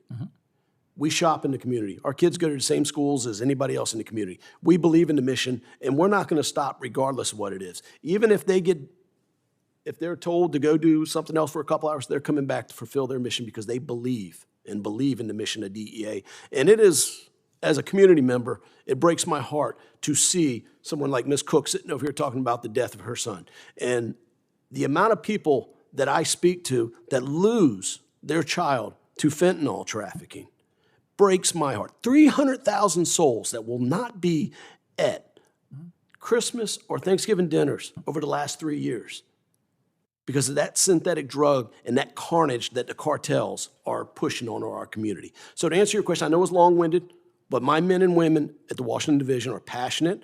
And as Senator Moody will tell you, every DEA agent is passionate about what we do, and we will save our communities. Special Agent Goumenis, thank you. Let me be clear. In my experience, I've seen highly effective DEA agents come to partner with state and local law enforcement, and where local law enforcement was doing the street-level patrolling and the arrests, elevate our ability to actually interdict, investigate, arrest, and then refer for successful prosecution complex drug rings. But I wouldn't, unless there was a dramatic increase in the number of DEA agents, I wouldn't ask those DEA agents to do what the patrol officers of the county police department were doing. And I just want to make sure that we are not taking very specialized and talented DEA agents off mission in order to do something that shows visibility, but doesn't ultimately use your unique skills and talents. I have experienced that passion among the DEA in Delaware, and I'll just conclude by saying I appreciate it. I just hope, as someone who believes in community policing and in federal, state, and local partnership, I hope we are making the best use of your resources and not cutting critical programs that have been shown to work to interdict and fight crime. Thank you, and thank you, Senator. Senator Coons. I want to thank our witnesses. I know appearing in front of a Senate Judiciary Committee is not an easy thing. I know it takes a lot of preparation and a lot of communication with your agencies, but we appreciate you making the time to be here. Again, I will end as we should have all begun.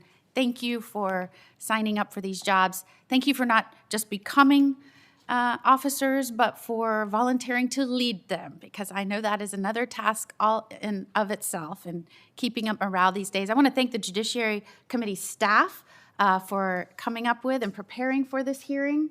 I know that the question of function of our agencies right now is a really important one for us to discuss, especially when we have areas, states and cities where you might have a mayor, a governor, a city council, none of which are supporting those basic functions that protect the community, when it's necessary to have people come in and step into the breach and take up that cause of protecting vulnerable people and victims of crime.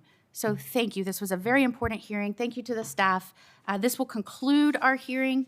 I also want to thank everyone in the audience for being so polite and respectful of the senators and the witnesses today.